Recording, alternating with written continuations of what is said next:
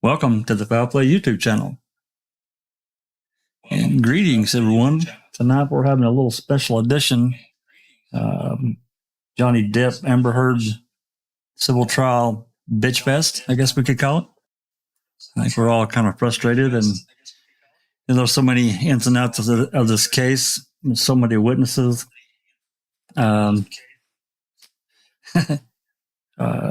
Objection, Your Honor. Objection, Your Honor. Relevance. Now, understanding civil trials is another fascinating thing for me. I don't, maybe not for everyone. It feels the same, but it certainly is for me. Let's turn this down. Okay, that's better. So, we've been talking about, and Everly actually asked me last week, and we've resisted doing anything like this. This is so far kind of outside of what we normally do. But, we've been discussing this case for weeks now, literally on Discord, on our own Discord, on, in text and on voice. But we haven't really, we've talked about it. We've kind of touched on it in a couple of, and reading with Uncle Ken, a little bit on open mic, but we haven't really just dedicated, any amount of time to do this in an open format. I want to say this at the beginning. I know that there's a lot of polarization from everyone. I think most of us here are really pretty angry at what we see as a lot of lying and deception on Amber's part to go after Johnny for whatever reason. We can discuss the mental aspect of it. That goes into, again, another area of the case, that's been brought up with Dr. Curry. They need to bring Dr. Curry back. That's my opinion, but I like her. Everyone likes Dr. Curry. But anyway, this discussion, we'll just try to keep as much strong emotion out as we can, because, there is a community guideline kind of thing we have to follow as being part of the YouTube. I mean, it's the platform, so we don't want to go too far off the beaten path. But, I'd like to have a good open discussion. Everybody's welcome to comment. I wanted to kind of get this out here in the beginning. So I'm going to go down the list here and let everyone say hello, and then we're going to open it up. And first up on the list is Alice. I know she has really very minor feelings about the case, very low key. Yeah, just a tiny wee bit, Jack. Hi everybody. Thanks for joining us. This should be good. And BW. Hi everyone. Good to be on talking about this, since we've been speaking about it so much on Discord. Galataki. Good evening, everyone. Glad to be here. Woo-hoo. Just Rhonda, she barely even talks about this case at all. Yeah, it's really kind of, kind of a pain in the butt because everybody else is doing it. So I'm thinking I might as well do it. But F. Amber Cow Heard. Yeah. I'm not clear about the guidelines, Jack. That's a new rule for me. No, you're fine. I mean, it's really more the essay stuff that I want to be careful. Gotcha. Yeah. The other stuff, I think we're okay. We've talked. Rephrase that then. Fuck cow herd. Okay, there we go. So anyway, we can start wherever you guys want to start. Personally, I didn't. Like I was telling you guys before we went live. There was quite a bit today I didn't get to see. I was in and out. I was distracted by doing other things. So, if anybody wants to give just kind of a brief summary of kind of what happened from start till, I did get to see more this afternoon, and I know there were a bunch of depositions and bunch of witnesses they ran through. But so who's good to give us a brief summary here? And I don't care who does.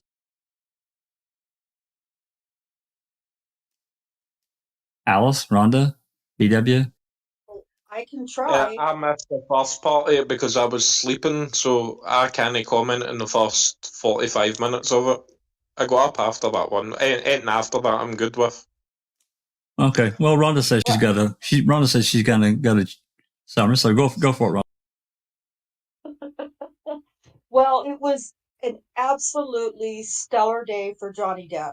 I'll just start with that. There were a couple of disappointments, as in, who we thought we were going to see today from it during rebuttal. But I think there's explanations for that.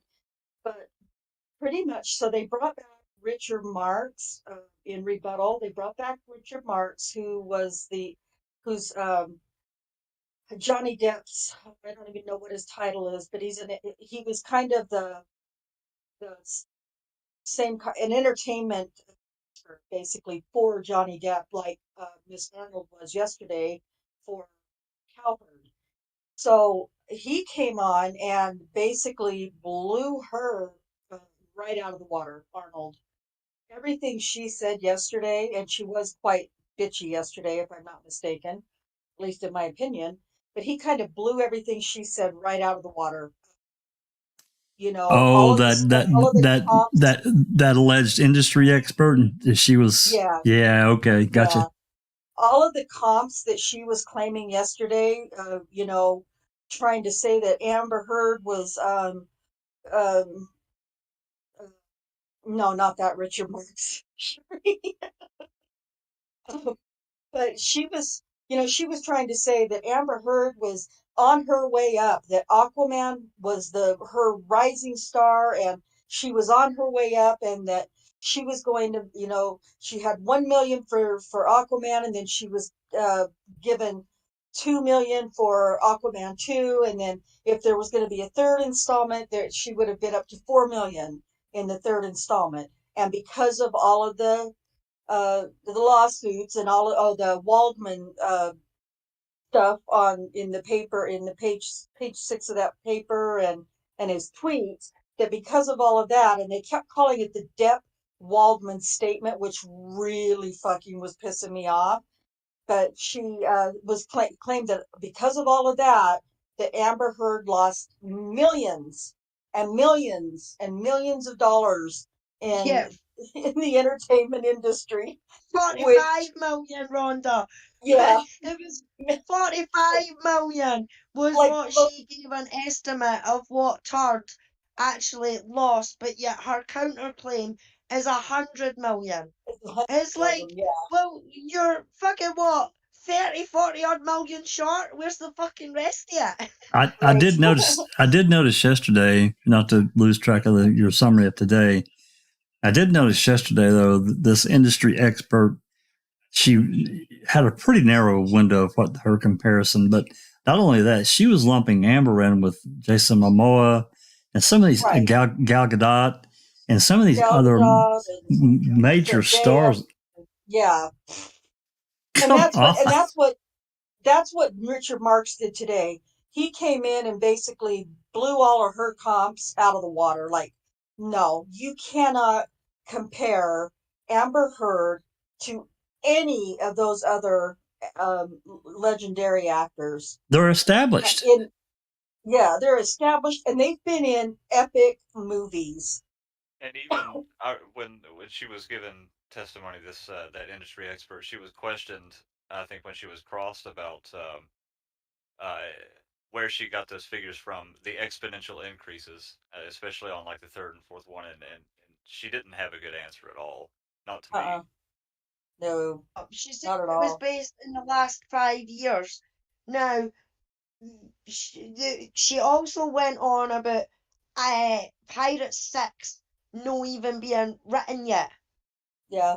But then in the same breath, she was talking about Aquaman 3, which hasn't even been fucking written yet. You know what I mean? So it was alright for Amber to speak, her team to speak about a movie that's not even written yet and damages being lost for her with a movie that's not even written yet in the product line, contract, or fuck all, that Mhm. it was different for Johnny. Yep. You know? Yeah. So It's not just before that, we, Alan. If you think about it, I'm sorry. Go yeah, ahead. it was the Finish your option thought. Finish your things thought. that got me. Sorry. No. Finish your thought. Right, so it was the option thing that got me, right? So in the contract that she kept on going on about it going up exponentially, DC are famous to have options for their actors because they always replace the main cast, like Superman, Batman, even Wonder Woman, all that sort of thing. So obviously they've got to have an option for a supporting character. Right. Which Yeah. kind of It takes wasn't guaranteed. no. No. So No. yeah, No. Richard Marx, he just like blew her out of the water, which was awesome. But even better was Walter Hamada, who is I think it's up here on the president of He's the DC Comics or DC, something. Oh, the Yeah. DC Film yeah, Production, yeah. he's the DC president of the Right. DC movies.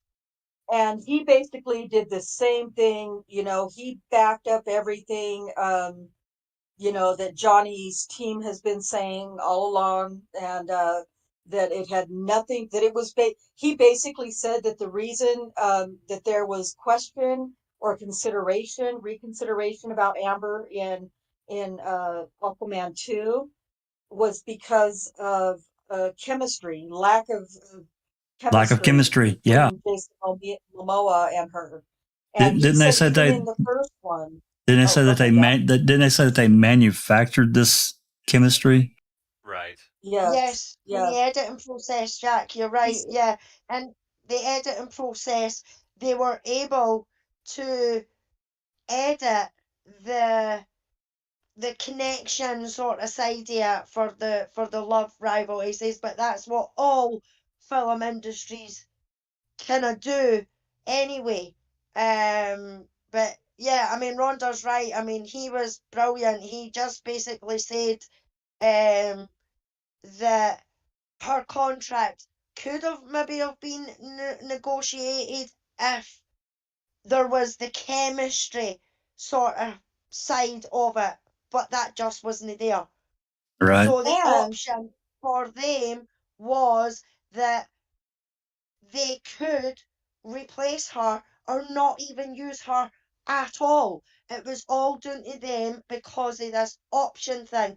But the way Herd's team were putting it across is that option meant that she was getting that part, which is a load of shite.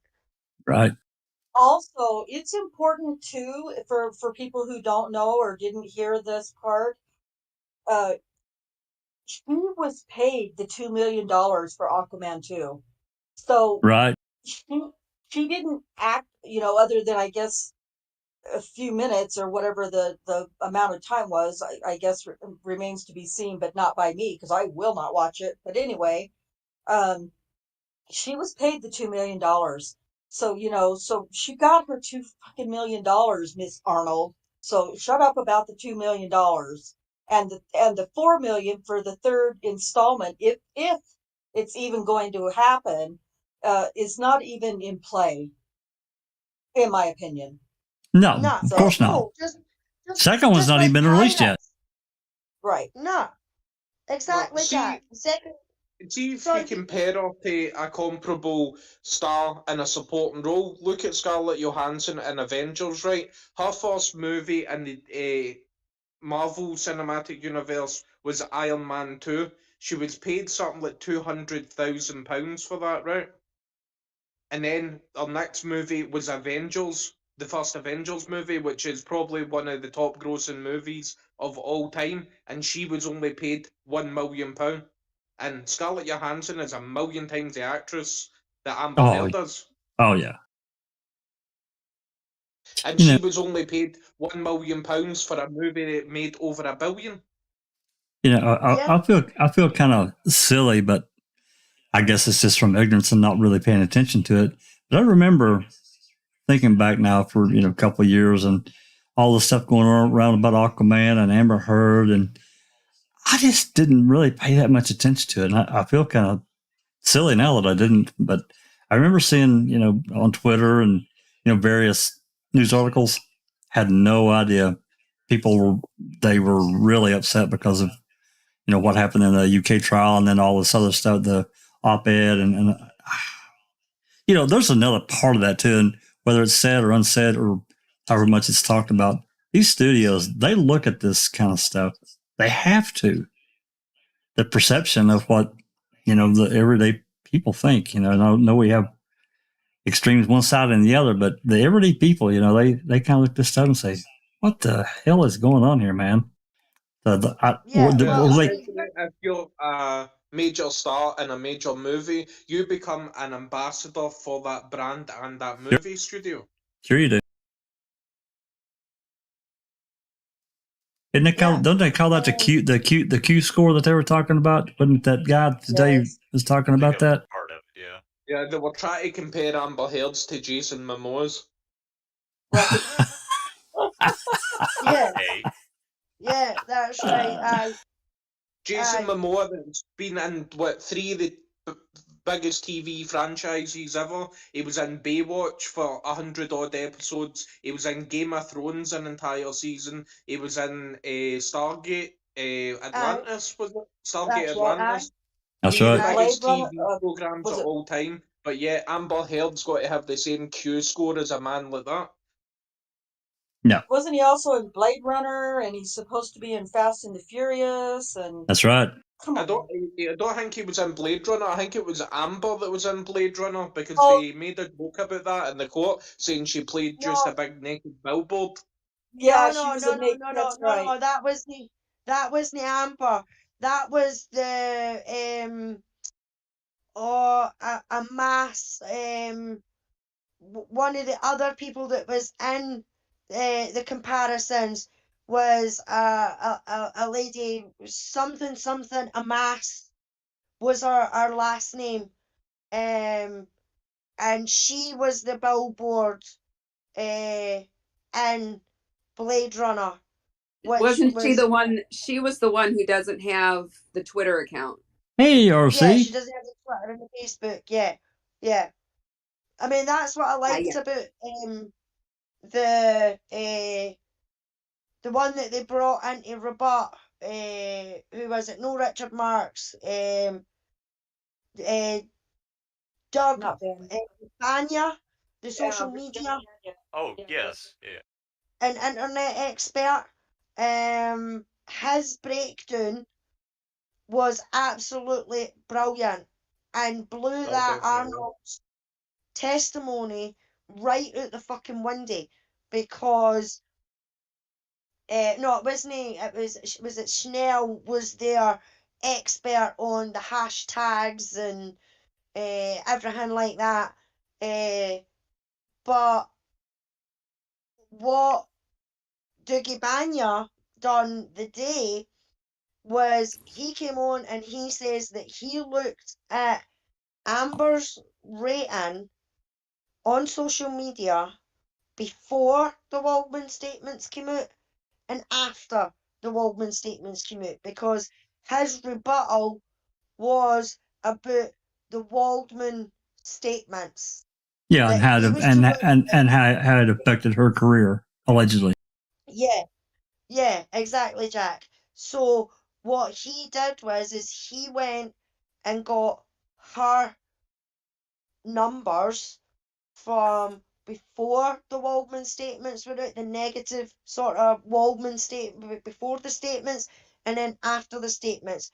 And she had a hell of a lot. I think it was like 98,000 or something like that.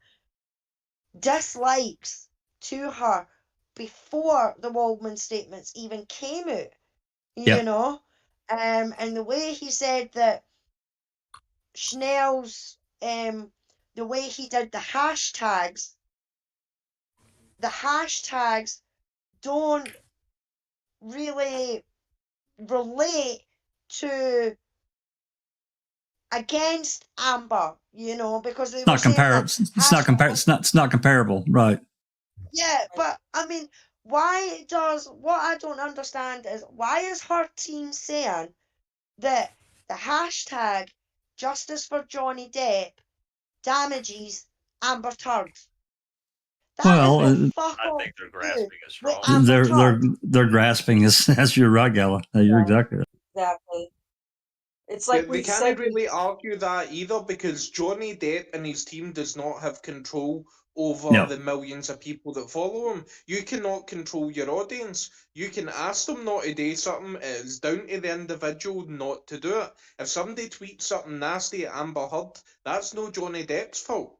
that's No, right. it's not. Well, but Cowherd's team wants to make it the Depp Waldman statement's Yeah. fault. Yeah, which is you know, They that kept lawyer. on going on about that Walden Minion or something. Was it Walden Minion Yeah, that's hashtag well, as well? And yeah, yeah, they Amber had to started say that. that's got nothing to do with it. The Wald Minions. Yeah, that was just. Oh God, I just Yeah, can't but even. that's what I was Ugh. disappointed in with that Rhonda, because he would have been the perfect expert to come out and say that the Walden Minions was her, because Right. she tweeted it, and I honestly thought that they were going to bring that up, and they fucking never. Yeah, I can only think that there must be a reason why they didn't.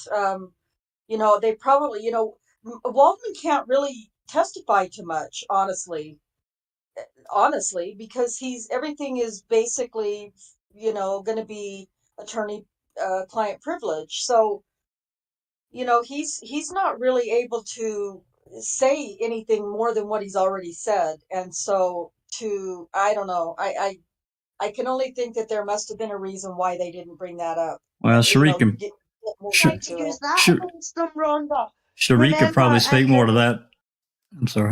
Yeah, I mean, remember in the motion to dismiss the counterclaim, Amber's counterclaim, Rotten Arse or whoever it was that was up, brought that up by saying Mr. Walden was asked questions and didn't want to answer. Yeah. Now that's a Yeah. load of shite. It wasn't because he didn't want to answer. It's the fact that he could not answer because of the client privilege, the Right. lawyer privilege. Talking about So for them to make talking about. I'm sorry. on you go, Jack. Talking about what they do and don't bring up. Sheree could probably speak stronger to what I could say, but I'm guessing that they are picking and choosing because now time's getting lower and lower and lower, so they're being really choosy. Does that sound right? Right. Well, I mean, Johnny's in good shape right now as far as time. But Amber's team is down to about 2.5 hours of time left, maybe Right. 3. No, it's 2.5. So- Well, yeah. Okay. Yeah, you're right.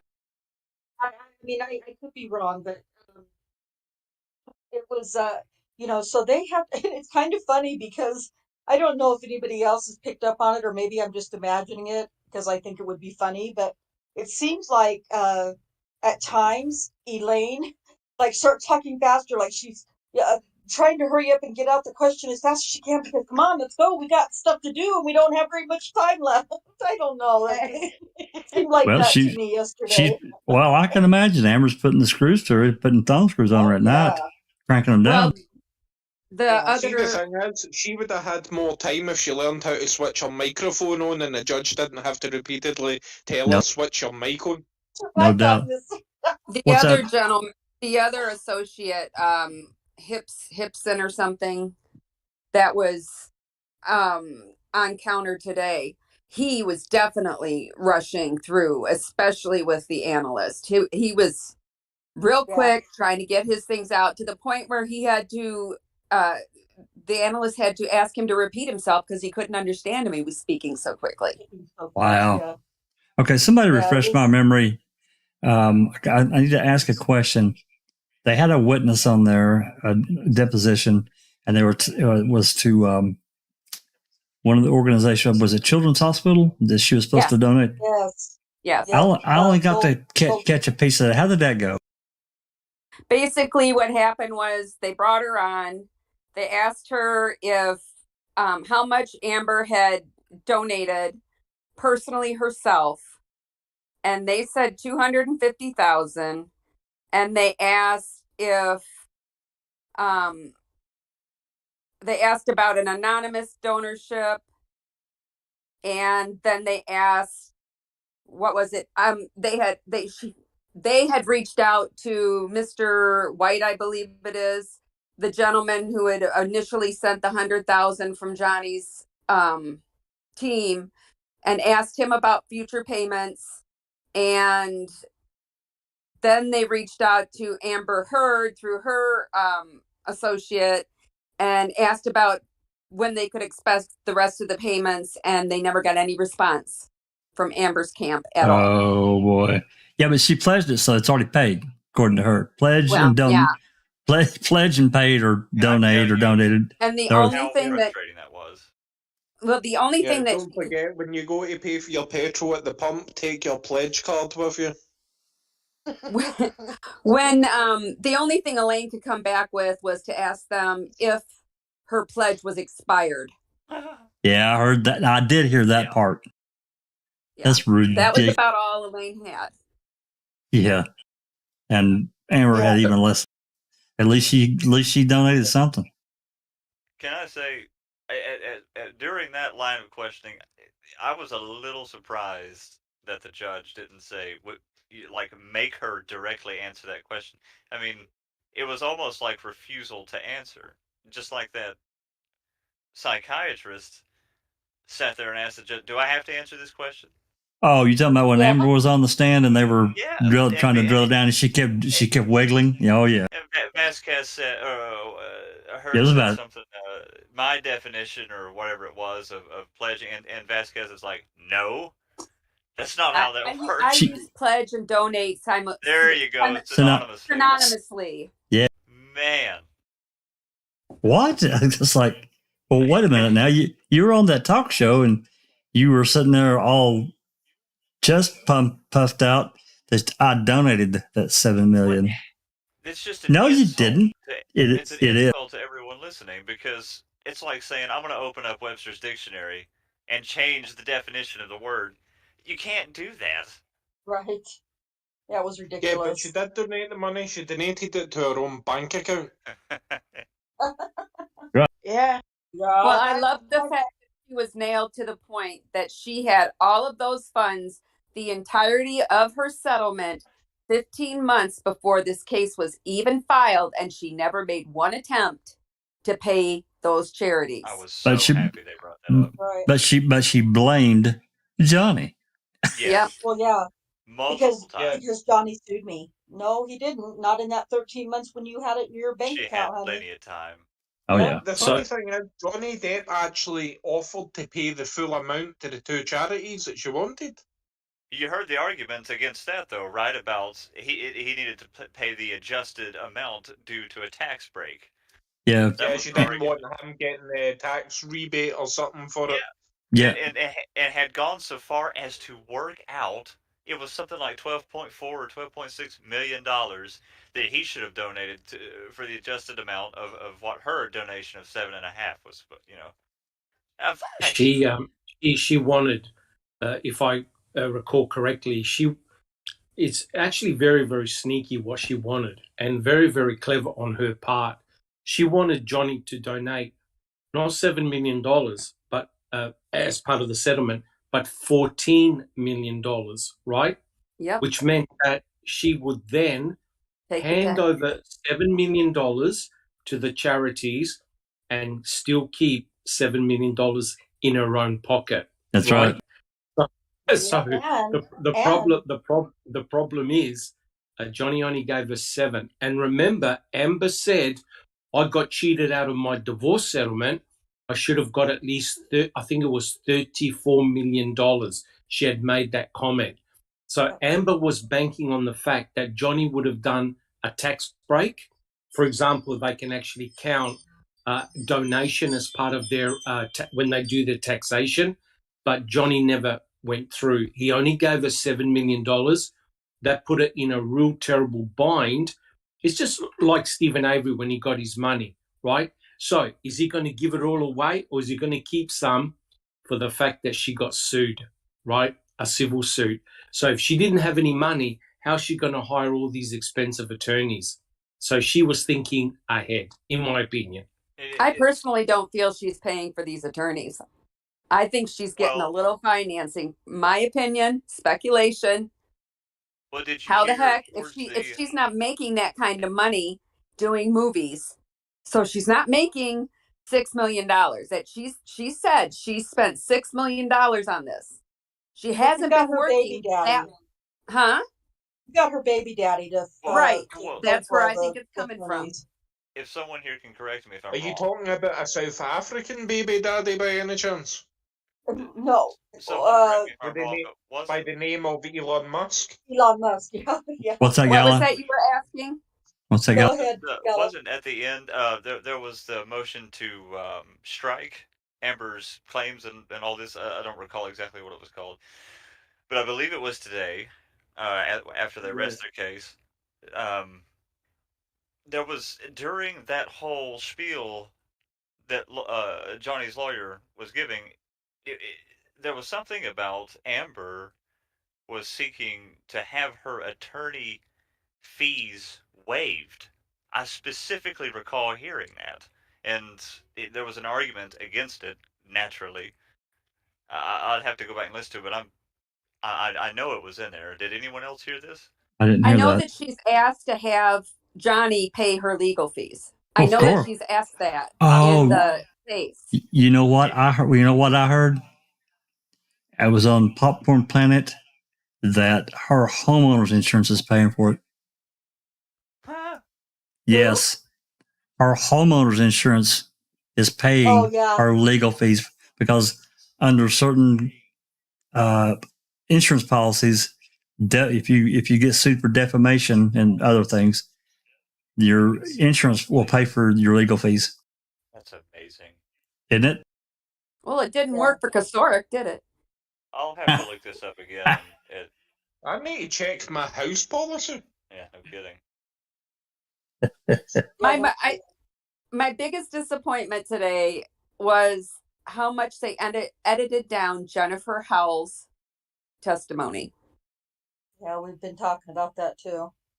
I wonder if there's a, and we'll probably never be able to get it. Well, maybe later. I don't know. You know, some of these depositions they got whittled down, and take us back to God, we can go back a few weeks now. Of course, we had a week break, but one deposition that I think his name was Josh. We talked about this the other day. Josh Drew. Josh Drew. I think so. And he part of his deposition was that Amber and what was that? Elon. What Elon and what's that other actress's name? I think she was French. James Franco. No. No. No, it's another actress. They had a threesome. Circa. Oh, you're talking about the English model that turned into an actress that was Yeah. in. Like She Circa was in something. Suicide Squad, wasn't she? I think so. Yeah, Yeah. I can't Yeah, think the of walking name. eyebrows. They clipped that part of his deposition out. Didn't get played. I guess it's not relevant per se, but it kind of is kind of relevant. I mean, It is, Is her but name if I'm Eva not or something? I can't remember her name. But if I'm not mistaken, and maybe somebody else knows better, or Cherie might know if she's still in the chat. But if I'm not mistaken, even though it was cut out during the trial, I think that it will be released in its entirety when No. they begin to deliberate. Nope. Won't happen. it's only It's because they were edited down because that is what both sides agreed upon could go in. Okay. okay. So whatever. From what I understood, though, like the recordings of the conversations and stuff where they've only played the tidbits, they'll be able to hear those in their entirety. Right. Yeah, that for sure. I know that I remembered hearing that on one of the legal guys panels recently. Right, because if they did that, then Jennifer Howell's full deposition could be presented. Yeah, and and that that's can't happen. we were talking about that earlier too, and that's what I had said. So, I mean, if I misstated that, I apologize. But that's what I thought. Yeah, I had unfortunately, that's the way it works. I hate that. I wished it was, they got a, whatever deposition they want to look at, it would be the entire thing. That's unfortunate. Well, one thing one good thing about Josh Drew's testimony when he was trying to throw the cops all under the bus in his testimony, the jury already knew. They had already seen the body cam footage from the cops. So I can only imagine the looks on their faces when he was sitting there, saying all the things that he said about the cops, basically, because he didn't, when he gave his deposition, he didn't know there was body cam footage that was going to be entered. So he kind of fucked up on that one on his own a little bit. But yeah, anyway. Oh. Yeah, do you think it's weird how Josh and Amber's friend and all that never actually saw any physical violence? I don't think but they're so. testifying that they heard it. Like Josh, Josh was Raquel. Was it Raquel's boyfriend? Yes. Ex-husband too. Yeah. Well, yeah. They were a boyfriend and girlfriend, and then they got engaged. Then they got married, and then they've been divorced since then. So. Yeah. Well, my favorite line came today from Morgan Knight when they started talking about Umbrella Man, that Umbrella Man here on YouTube and Twitter, and when she said, "Do you know that that Adam's been talking with that Umbrella Man?" And he said, "That sounds like schizophrenia to me. That sounds schizophrenic." Yeah. What's that, Doc? You were going to say something? I was going to say just a couple of things because I'm very, very new to the case. I want to ask the question: what motivated Amber to write that op-ed article in the first place?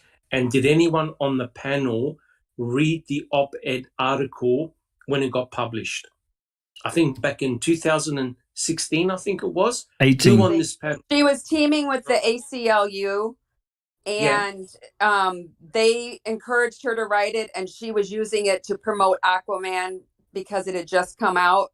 So she wanted to draw attention because she's becoming one of their ambassadors. And and Me Too, Me Too was really going headstrong at that point. Me Too. Right. So we need a face for the Me Too movement, and I think the ACLU will try to use Heard as that face. So are you guys under the impression that there's no doubt that Amber was referring to Johnny Depp in the op-ed article? No Is there doubt. any doubt? She said no she doubt. was. She said she was. Yeah, she admitted it at trial. It was him. Yeah. Right. So she done the op-ed in 2018, right? Okay. She got divorced from Johnny Depp in 2016.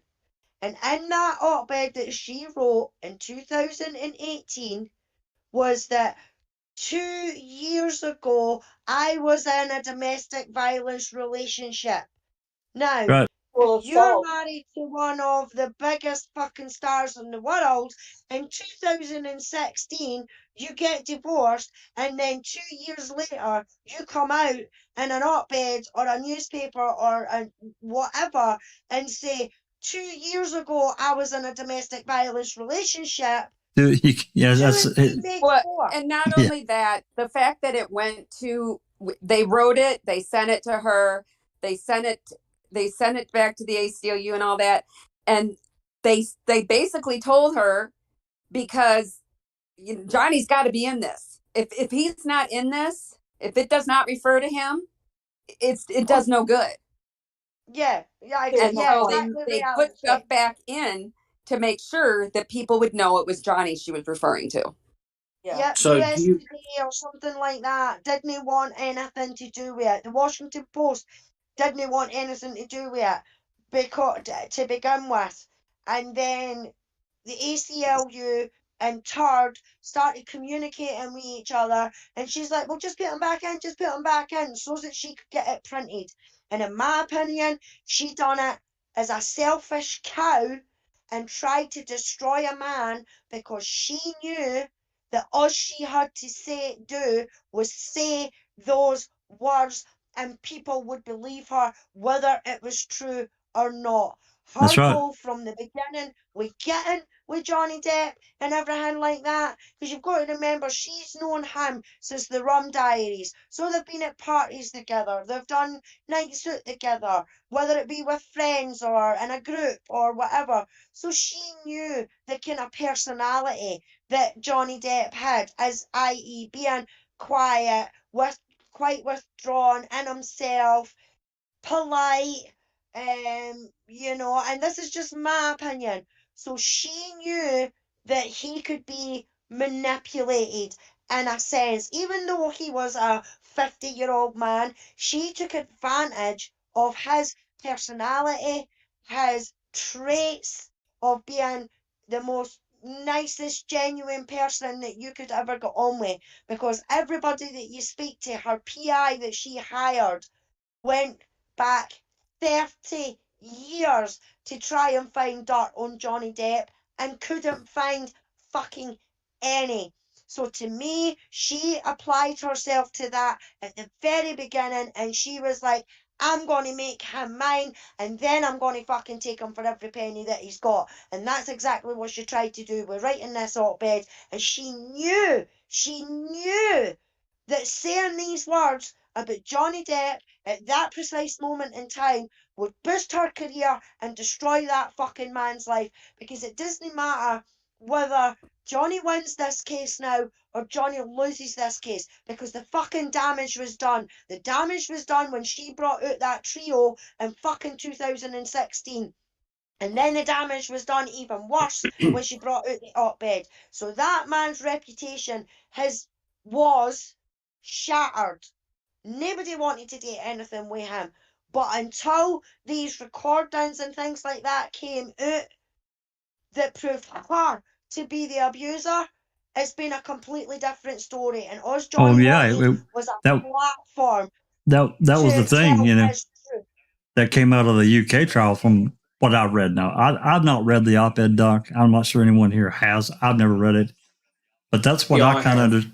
You have, yeah, you know, that's what I kind of understood, is that from the UK trial, a lot of things that Johnny was putting in, you know, everything that he said as the truth, the judge ignored everything, and all these things that Amber put in that were not true.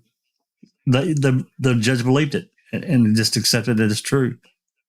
So before the reason why I ask, before the op-ed articles, was it well known in the community that Johnny Depp domestically abused Amber before Yes, the op-ed? because when There she was got rumors.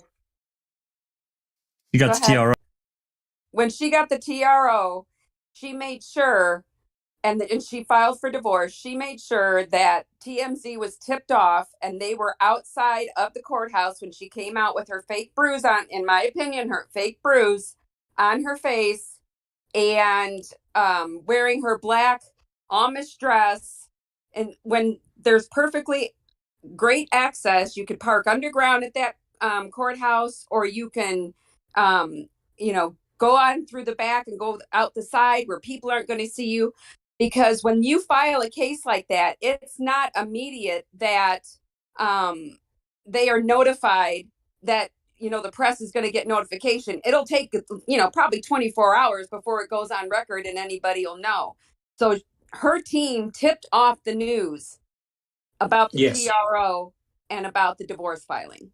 Yeah, somebody. So would you? Apparently that courthouse has a celebrity entrance and It exit does. as well, where they cannot Yeah, they be do. seen whatsoever. Yes. Yeah. But she chose to come out the door where all the paparazzi were. Yep. Something else about the day that she filed the TRO. So Christopher Melcher is a divorce attorney in California, like a celebrity divorce attorney. And he said that he says that in the courts in California, in that courthouse, it is illegal to take photographs inside that courthouse. That's Yet right. there's at least 2 photos that I know of where she's inside the courthouse being photographed as this meek, frail, timid, downtrodden, beaten woman. Rocky And took those photos, didn't she? Yes, she did. probably Rocky, yes. And So would you say, sorry, Rhonda, would you say everything was pre-planned and preordained and done deliberately? Absolutely. Deliberately. Yeah. She Well- was waiting until Johnny was going on tour with his band to do it Yep. as well. Yeah, Yep, she she did waited that till he was out deliberately. of the She knew country. that he had left to go to New York, and then he was leaving for Europe to do his Hollywood Vampires tour. And she knew he wasn't even in the country to respond to the TRO. Yeah, I think he Correct. was in Spain at the time when he got notified about it. He was in Yep. Spain when he was notified of it, yes. You know, just to add to that as well, Silkman, the recordings that she took, it always seemed like she waited until he was riled up and then started taking these recordings, trying to portray him as the aggressor. It just all seems malicious. I agree, Yeah, well, Galataki. see the one that she took of him when he's battering the cupboards Yes. and stuff Yeah. like that. Yeah. She That took was that, illegal. I think it was 10 minutes after that man was notified that his mother had died. No, Yeah, well, but- no, that was That the was day when after his. he was robbed. That was Yeah, that he's was when he been was robbed. found out he was robbed of $650 million, Haggis. Knowing that his mother had died, he had just had a What phone one was call. it that was one that his mother died? That was it the mislabeled? May incident. That was the May incident. Yeah. Yeah. That was the May incident, where he's supposed to have battered fuck out her, and everything like that. But he had just found out that his accountant swindled him out of £650 million and hadn't paid his taxes in the last fucking 16 years or something like that. Right. Yeah. So no wonder he was taking it out in the cupboards and the cabinets and everything like that. I mean, to me, that video, she is not scared in that video, because if she was scared of him the way that she makes out that she was scared of him, Well, she you could hear her. It's like what's going on? What's happening? Yeah. Well, He laughed at the end of it. Two things about that video, about video recordings or voice recordings in general. Number one, a lot of those voice recordings, the audio recordings that we hear, a lot of those are consensual between the two of them, because Dr. Kipper said way back in the very beginning of the trial, I believe it was Dr. Kipper or one of the psychologists or whatever, said that they were using, I think he called it DIY marriage therapy or couples therapy, and recording each other, their arguments consensually, so that they could play them back later and say, oh yeah, you know what, you're right, I did say that, or I did do that, or whatever. And so they were supposedly using it for couples therapy. Now, not all of them were consensual. And the one in the kitchen, California is a 2-party state. You cannot record somebody legally without their knowledge. It's worse than that, though.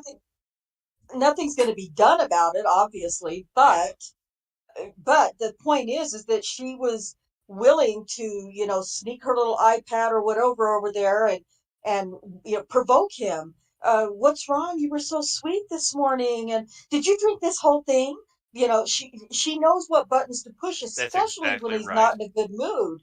And she set that up to record, and then had the fucking balls to leak it to TMZ and to make it part of her exhibits in the case. And it's sickening. It's worse than that. And I think, I don't remember who was talking about it earlier, but look, we talked about this before we went live.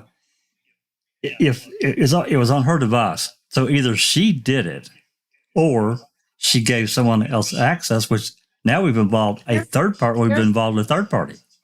Here's the thing that Emily D. Baker brought up in regards to that, because now that they've come in with this motion to squash the testimony of the former employee for TMZ, she has had her videos dinged 2 to 3 times from TMZ for copyright. Yeah, and Andy Signor. The only way that they could copyright it is if the person who made it gave them the copyrights, because Amber's the one who took it. She's the only one who can give them the copyright to it. That's right. Yeah. But yeah, Andy. For them to get TMZ as well because of the freedom of the press, and they've got the right to protect their sources. There may be some loopholes around it. I've watched a couple of different lawyers, but for the sheer fact of impeachment, they might be able to get around it. The judge may allow it. It's going to be the judge's call whether or not the judge says they can't testify. Yeah, even the umbrella guy was talking. He's gotten dinged 3 or 4 times for that video, but then he got cleared out because he thinks that, YouTube has this automatic algorithm thing that runs constantly, especially during your lives, that check your content. So if they detect something, I don't know how they do it, but whatever, it automatically, he got a warning. I don't think it was a strike, but it was a warning. And a claim is what she got. Yeah, that's what Tug got. That's what Andy got, the same thing. And Andy got the same thing as well. Yeah. Did I hear Neverly? Yeah, Yes. I think Neverly had a comment. Lady Neverly. You go ahead, Lady Neverly. Hello, everybody. Well, I wanted to say that, first of all, that whole divorce was a setup. It was a blackmail, right? And once she didn't get her demands met, she, went to the court with a bruise and blah, blah, all of that. What interests me is that particular tape that was made when he was slamming the kitchen cabinet. As you said, Rhonda and Jack, that was not consensual from both parties. She started that, and that's not the only time that she did it. As you can tell, he tossed the iPad into the trash because he said, "Oh, you're recording this, and then he threw it in the trash. Mind you, he did not break it. He did not take the iPad and slam it against her head like so many other people would, especially if you're in that kind of mood. And why was that admitted? Because that wasn't a consensual recording. Yeah, I don't know how that happened because it shouldn't have been. And she did the same thing also when they got together after the whole temporary restraining order, when she was hooking him in San Francisco. Thank God he did not touch her. Otherwise, she would have screamed rape, assault, whatever, and that man would have been picked up the same night from the hotel room by the police, and he would have been in jail. Oh, yeah, that was. You heard that in the recording. She was basically begging him for one more night with him. Yes. And he said, "No, get away from me," because he knew what she was trying to do. Absolutely. Yes. But here's my question.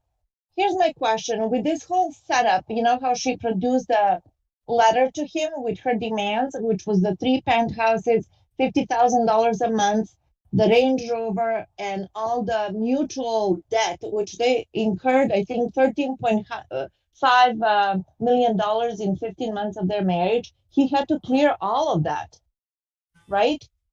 She demanded that, and she said, if you don't comply, I will do the TRO, I will do the DV, I will do all of that because I have everything documented, everything corroborated with my friends and pictures and everything else, right?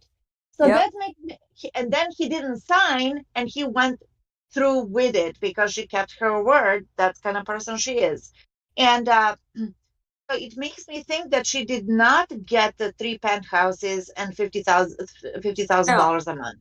He had to sell them. Yeah. He had to sell them. When he had that tax debt. I mean, when he lost his Yeah. 650 and then he had Okay. he had $650 million in taxes, he had to pay for them, so he had to sell those. Good, because I was in another live when people were correcting me that she got all of that on top of the $7 million. Nope. Well, good. But Thank God. but didn't she get the 50K a month? Didn't it? She's drawing that, right? No. Oh. No, No, you know, she got 7 million flat. She got $7 million. That was it. That was settled. That was Oh. decided and settled. Oh, okay. Yeah. Because That's if right. you I- got I- any money, I remember now going back because it first started out like 2.5 million, and then she came back and said no, 3 million, and she kept going up in her demands. Isn't that right? I'm sure one of the lawyers said Yes, that. yes. She started with 2.5, 3.5, and wound up on 7, tax free with all the debts paid, and it was like $13 million. Yeah. Wow. Well, Yeah, thinking Yeah. back, And with the thinking, whole TMZ leak, knowing the person that she is, that she portrayed herself, that people witnessed for, we can pretty much figure out what kind of person she is. The fact that she says, "Oh, I never did that. I wouldn't know how to do it," that doesn't. What she's saying, I personally didn't do it, but I gave it to my assistant, my friend, or whomever. I don't care. I'm just saying. You know what I mean? And they did it. But the way she talks and thinks and manipulates, that's exactly what it is. Her hand did not take that to TMZ. It was somebody else. But just like she said, I never called the cops. I never called 911. No, but you told Ayo to do it for you. yeah, she had You know what everybody I else mean? doing her little Yeah. bitty dirty works. before we Yeah.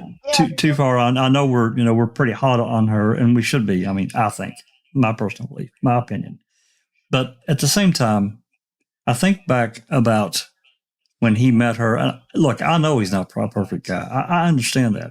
But what I also understand, he's a very generous person. He was extremely generous with her family, her friends. He let 3 or 4 of her friends just live in those penthouses, ultra rich person penthouses, rent free, bills paid, food bought, went on trips, went on private jets.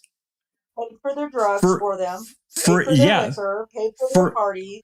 Free, just free. Free. We called them the freeloaders.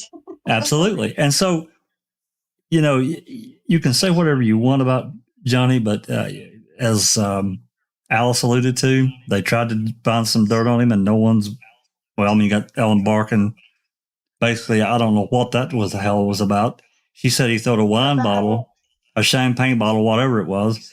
It wasn't really. That was embarrassing for herself. How degrading. Oh my God. It wasn't at her, but it was kind of over in the direction that they were. Okay. Well, he didn't throw it at you. So what's the point of you being up there? A loser, just a loser can do that. Yeah. No Her self-respect. problem was, Jack, was that Bitter. Johnny Depp dumped her for Kate Moss. Well, yeah, she wanted to get married, and she wanted to get married, and he didn't. Right? Is I'm remembering that right? Yep, she wanted more out of the relationship at the time, but Johnny didn't. But she was also 2 years older than Johnny as well at the time as well, Jack. Yeah, but he was still tomcatting. He was still he was still tomcatting. He wasn't interested in buckling down. Right. No, it was sowing his oats. You know what I mean? Like young men do at that age. You know what I mean?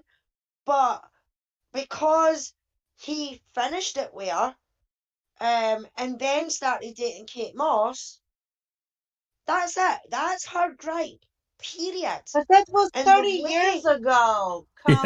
Yeah, exactly. I know. Right. But the way that she said, can you change that from relationship to sexual? It's like, yeah, what the fuck?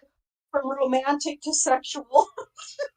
Yeah, change romantic Like to to sexual. emphasise the point that she slept with Johnny Depp. Yeah.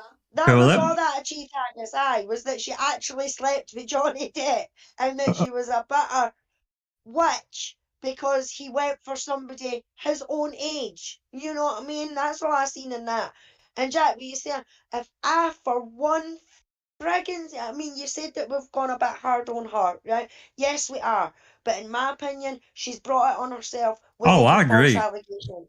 I You agree. know, I agree 100%. If I thought that he had hit her, there's no way I'd support him. Yep. No way. I No, would if not I do it. thought and seen any evidence whatsoever that he was violent, that he was capable of doing that, I would be on the same bandwagon. I would be very disappointed and everything like that, because everything that I've heard and seen about Johnny Depp, everybody has all had fantastic things to say about him.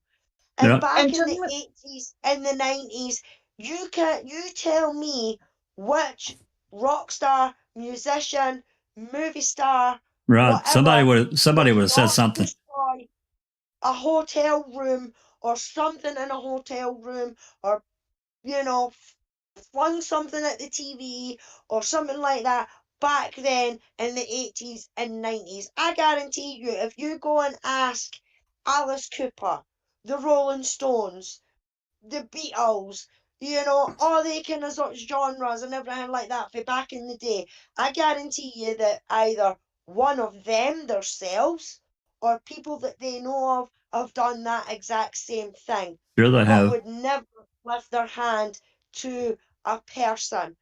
I have a Know, question. What is Alice, it? see if you think about it, right?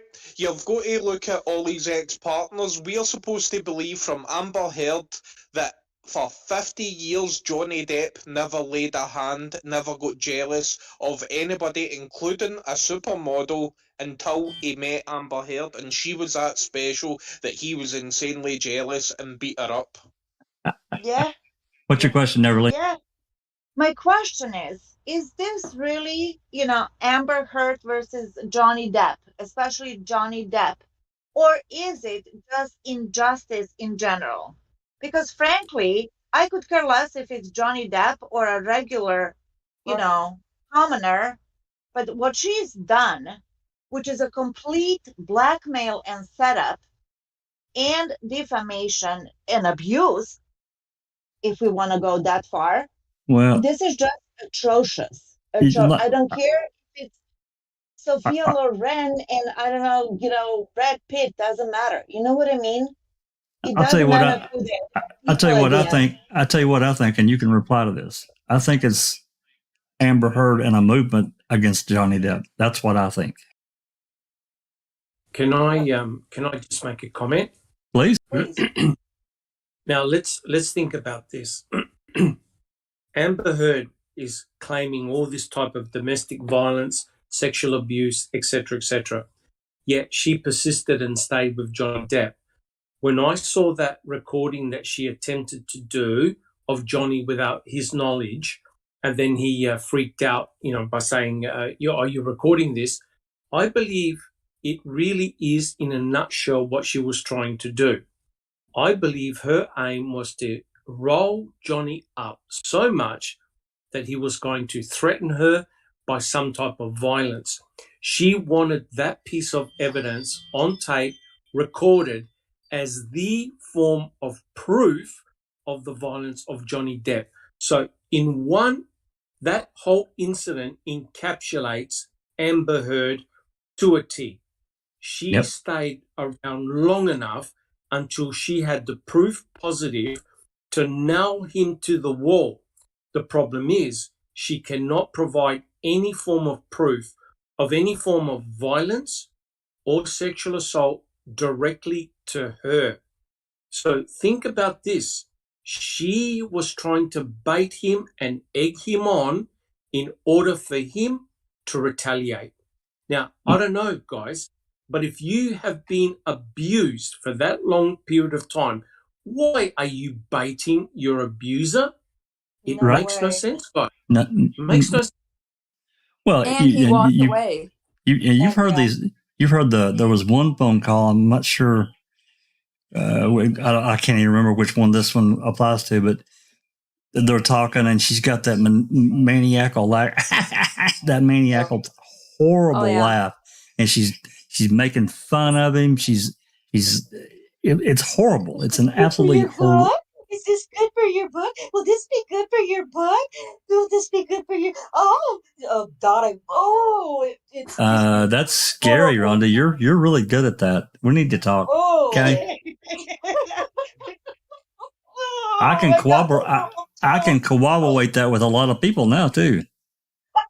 I was just about to say who let her into the chat. What's I'm that? sorry. I was just about to say who let Amber Heard into the chat. Yeah, I mean, but it's true though. Another thing, another thought, and we've talked about this as well on Discord. I almost think that if he hadn't got out and she would have stayed, blah blah blah, whatever, and not all this other stuff hadn't came out, he would have died. Yeah. Yeah. But I'm she not wouldn't sa- do that. She wouldn't do that because the will wasn't changed. Right. Well, Can you imagine if it was? Can you imagine if that actually happened? Oh my That God. he did put her on that will? I guarantee you, if it wasn't soon, it would have been later, and we would have been hearing that he was no longer here because of an accidental overdose or something like that. And I mean, that's just my opinion. Well, going Because back. Go ahead. If she's got the mentality to come out with a movement like the Me Too movement, coming out and making false allegations against him that she knew would get power behind it and people would believe it hook, line, and sinker, then, and now this is just my opinion, then she's got the mentality in her to do something worse. I mean, the way I look at it, Jack, is right. I've got a 30-year-old. Right, my son's 30 this year, right? At the end of the year, and this is triggering me because somebody could easily come forward and make allegations about him, and they'd be absolutely false. But he is the one that has got to fight and scrape and argue and defend try himself. and find evidence to prove that he didn't do it. But she can just open her mouth and say he did this, he did that, right. And we're supposed to take their word for it. But that is the situation. And that takes us back to that takes us back to the Australia incident. I want to talk about that because what you just outlined there, and I'll nutshell this. I'm not going to talk. I won't go through everything, but this argument that ensued, I think I've mouthed this before we were talking. Allegedly, they got to a fight. He grabbed her by the throat, choked her. Now, these events may not be exactly what was said, but they're going to be pretty close. Choked her, punched her a bunch of times with those rings on, let her go, went over to the bar, started throwing liquor bottles at her, glass going everywhere, goes over and gets her again, starts choking, he gets her by the hair, drags her back over the wall, punches her some more, chokes her out, slams her down on this ping pong table that breaks, gets her up on the bar somehow, does whatever with the bottle. We won't say what that was, but we all know what we're talking about. And I'm telling you, the original story that I heard, that bottle was broken. I know that that's what I heard or read somewhere. What she said was she was afraid. She said, all I could do is, all I kept thinking was, please don't let it be broken. Please don't let it be broken. Okay, that's what it was. Yeah, we were actually talking about that last night when we said a woman would know it was broken. Well, of course she would. She'd be cut to ribbons and she'd feel it, I'm sure.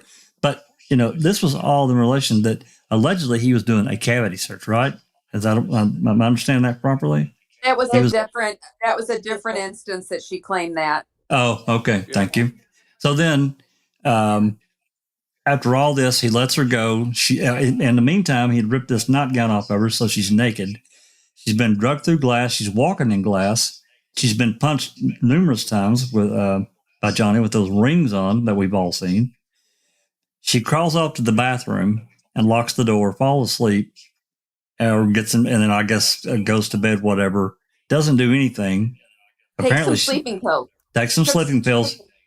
Yeah, and then of course we get to hear the recording.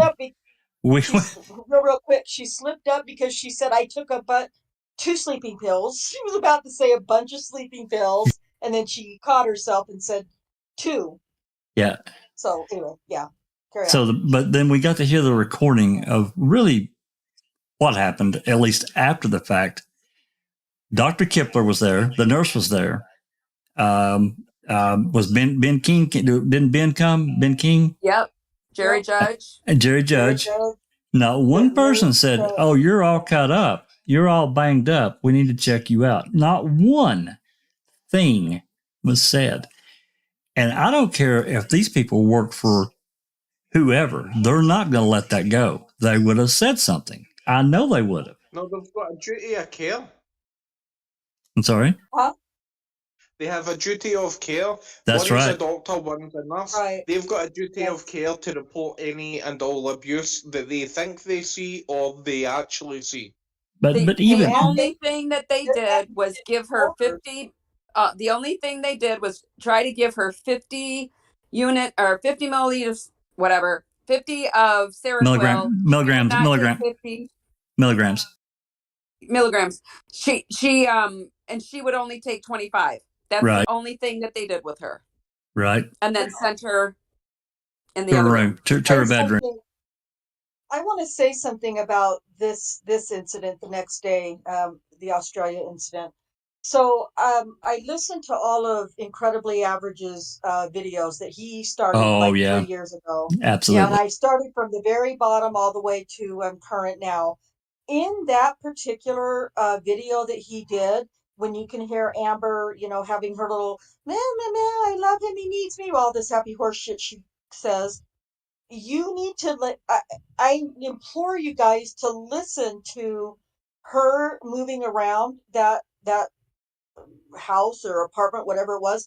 You can hear her walking in some type of a heel on those hardwood floors. Oh, absolutely. I heard it. Yeah, clomp. Yeah, and I I'm heard like, you were just drugged through mountains of glass and had a sodomized by a bottle and all these other what? It's just to me that's just huge evidence, like I needed any more of her fantastical, bizarre lies of that whole incident. But it's not only that, right? I mean, Neverly here is a nurse. She understands what happens, what type of injuries you get when you're attacked. Yeah. If she claimed to be even 10% of what she actually claimed took place, she would be rushed to hospital in intensive care. And anyone, no matter whether you work for Johnny Depp or you didn't work for Johnny Depp, comes across a woman or anybody who's been attacked in that manner, immediately would recognize the signs and would immediately call medical assistance, an ambulance, right? You don't muck around with stuff like this. And the point I want to make is this. If she's actually crying fox about this, then in essence, this is all part of a fabrication against Johnny Depp. She took it. I mean, look, let's be real here. What she's claiming Johnny did to her would put most people in hospital.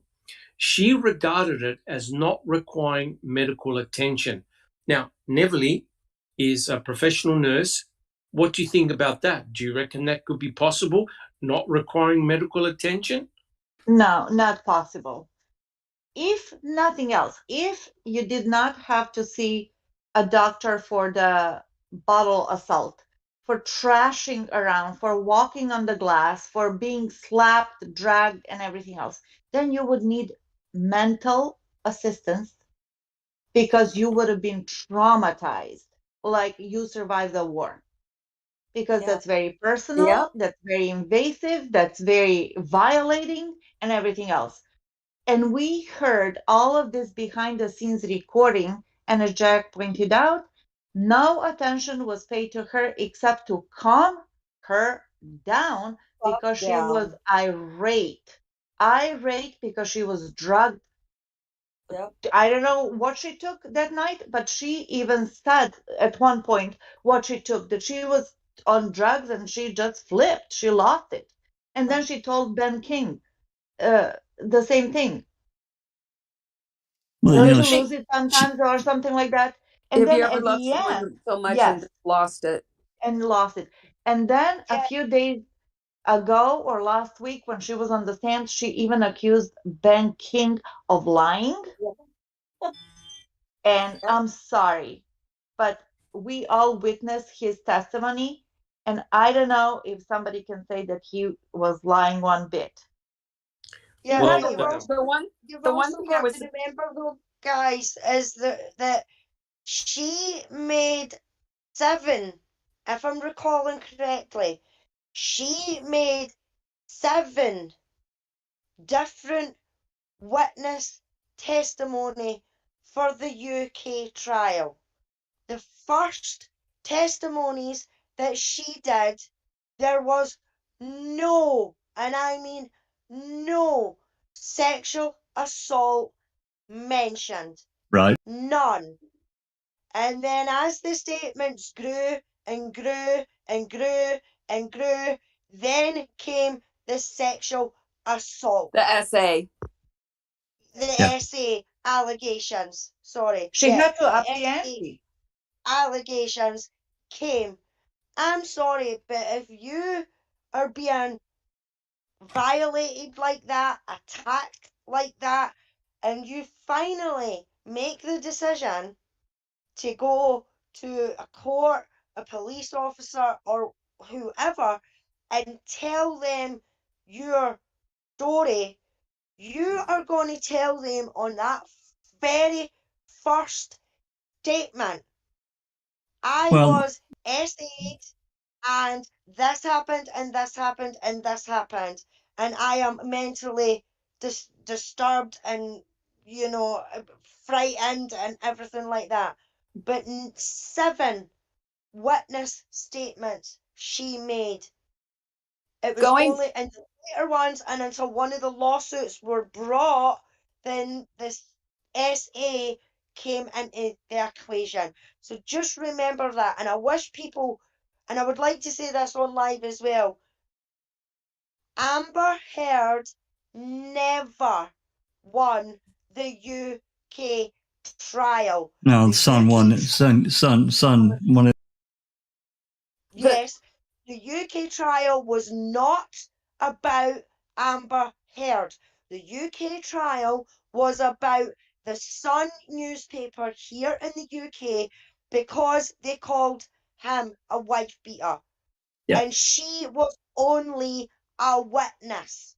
That is why her statements were took. That's why her pal's statements were took, or the freeloader statements were took.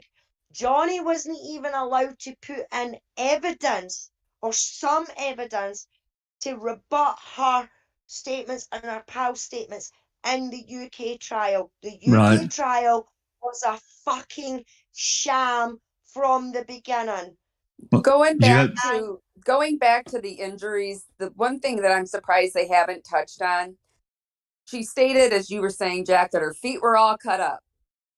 They're all concerned about if the surgeon or the doctor found glass in Johnny's wound. Yep. But nobody's asked her about her getting the glass out of her feet. Well, and not only that, she said she was drug around. I'm sorry. Neverly, you've probably seen this before. If somebody's drug around in glass, there's going to be something embedded in the torso. Oh yeah, definitely. Oh my goodness. And glass is very hard to take out. The little especially the little fine fine slivers. Yes. And why are we not talking more? And I was surprised not to hear it in court during somebody's testimonies, except for Johnny Depp and one more person, about her burning the cigarette out on his cheek. That's right. Yeah, that's disgusting. Why Because are we not talking about that? Her. He just because wanted she to. twisted that situation neverly and said that he done it to her. He put fags out on her. Right. Well, and she also said that he did that to himself. That Yeah, that's right. He put that lit cigarette out on his own cheek, is what she said. No Yeah. way. I smoked off and Yeah. on for years. No way. No way. No way that you can do that to yourself. No. Okay. Another thing that I Oh, I'm wanted sorry. to, Go ahead, Neverly. You would reflect too much away from it. Go ahead, Neverly. Wait, what? Never. You wouldn't be able to burn yourself like that with a cigarette. No way. no, you can't do that. What I wanted to say, since we were talking about testimonies and witnesses, isn't it just amazing? I don't know how about you guys, but this is the way I see it.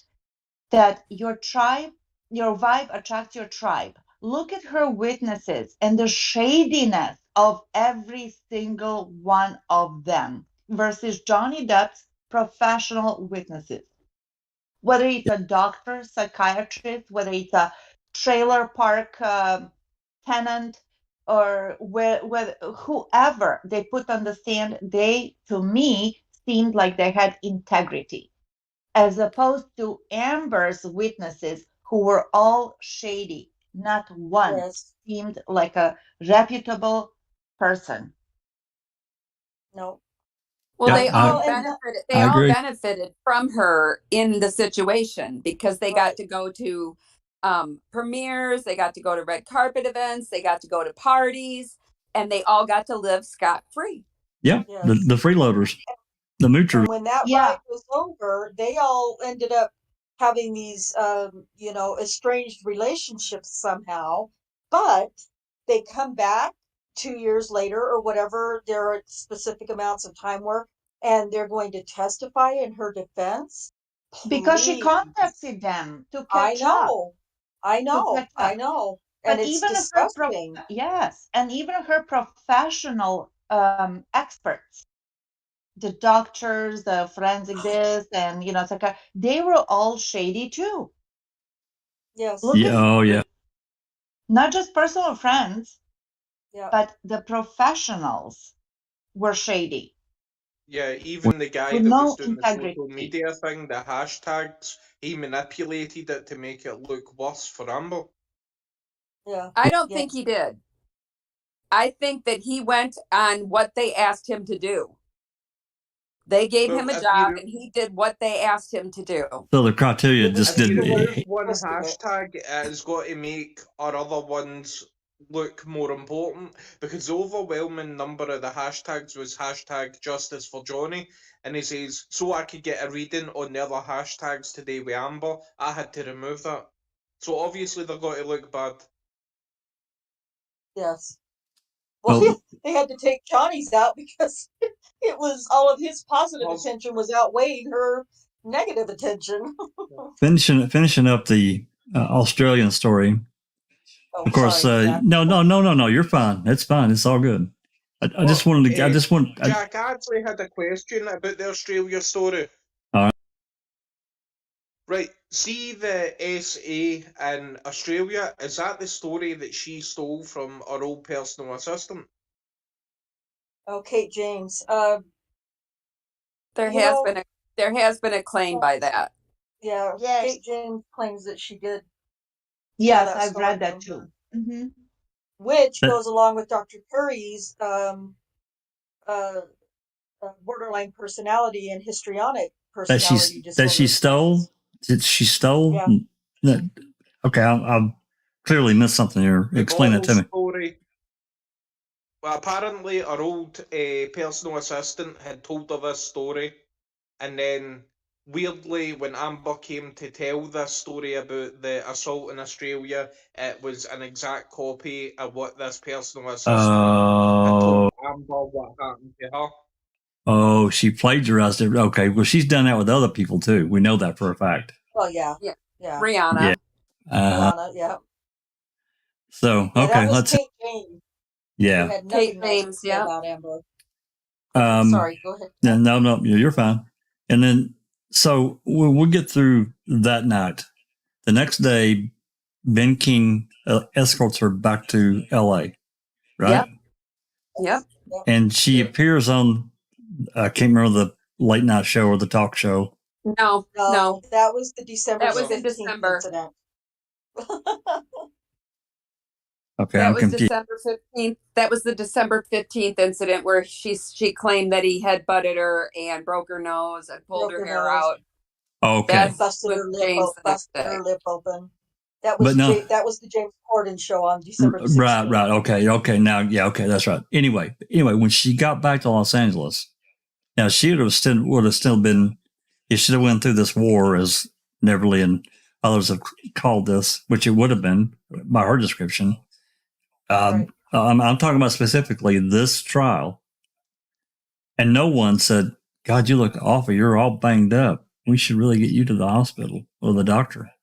No one, No. as far as I know. No. Ben King also said that she, while they were on the plane, she went to the bathroom and came out with these streaks on her left forearm, that looked like they were self-inflicted. Mind boy. you, that's her non-dominant hand, which I can conclude from that she was scratching herself with her nails or something with her dominant hand onto the non-dominant hand. To create so to me, that makes sense. Yes. Wow. Well, to be honest, the wounds on her arm did look like Wolverine had attacked her. Yeah. I think it was like three lines on her arm, wasn't it? Yeah. Doc, Wasn't she accused of? Well, two things. First of all, now I'm speaking to the ladies on the panel here. Surely, if that attack happened, you can't disguise it. You would be traumatized. That is a vicious attack on a private part of your body. I cringe as a male, even imagining that type of an attack on another person. Absolutely. But as a female who has experienced that type of violation, that is so disgusting and degrading. There's no way you can hide it and smile through it. It'll be traumatizing. Absolutely. Right? I'm sorry, but yeah. Sorry, Neverly. The bravenness of her to put that devious thought in motion, right, to make it all up. Think about that. You can think it, you can threaten it, you can complain about stuff, you can, just kind of piss and moan about it, but to actually put it in plan, that takes a special kind of crazy. Yeah, her crazy's showing. You've just got to remember the recording that she done, that she said to Johnny that she's been gathering stuff for 3 years, and I'm just going to put makeup on to make them look like bruises, and then I'm going to take pictures, and then I'm going to send them out to my mum, and I'm going to send them out to Raquel and everything like that. So this, in my opinion, was all premeditated. And well, I mean, if she sent out all these pictures to these various people, why aren't we really seeing those? Seeing these photographs? That brings up another thing about the metadata. This was in a recording, Jack. Right. They were having an argument, and Johnny was basically saying to her, "Look, why are you doing this to me?" I think it was about the TRO. And she was like, "Well, I can just go and tell them that I've been gathering this stuff for 3 years, and I'll put makeup on and make them look like bruises and nobody like will that. believe me that I've been taking all of this and sitting on it. Nobody will believe me." That's what she said. She's crazy enough to tell him what she's gonna do.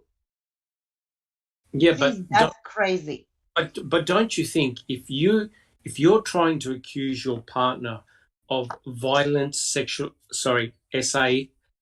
don't you think that this would have been the prime opportunity to nail Johnny Depp then and there? Oh, yeah. Yeah, absolutely. Yeah, probably would have, Doc. But because of the Me Too movement, she doesn't need the photographic evidence, the medical evidence, or anything like that. She just has to say the words, and that is it.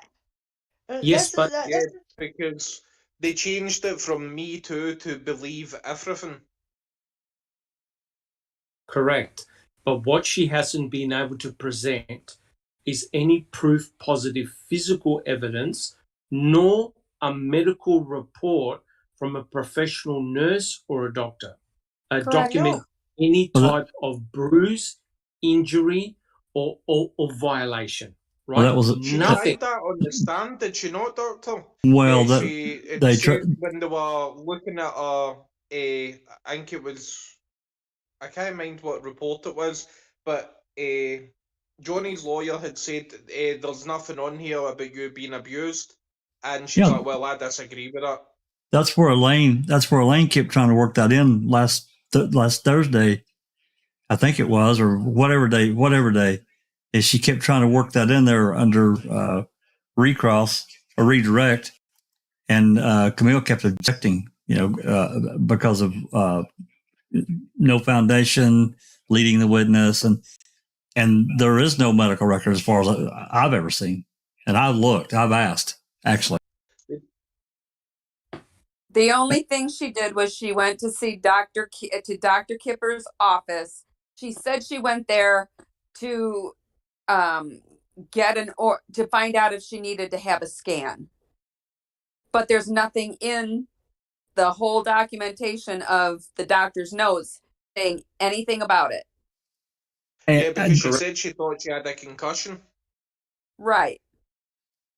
And there was another part of that where I know what it was. She's talking about going to this ear, nose, and throat doctor and the scarring. Isn't that right, Yep. Beverly? Marcy? Okay, that's what I thought. Yes. Yeah, she said that she since has gone sometime between 16 and 17. She'd gone to an ENT, and she tried to get in there that he had told her there was scarring. Which, by the way, could be congenital, which, by the way, could be because she was snorting coke. We could all kinds of stuff. But they wanted to get that on record.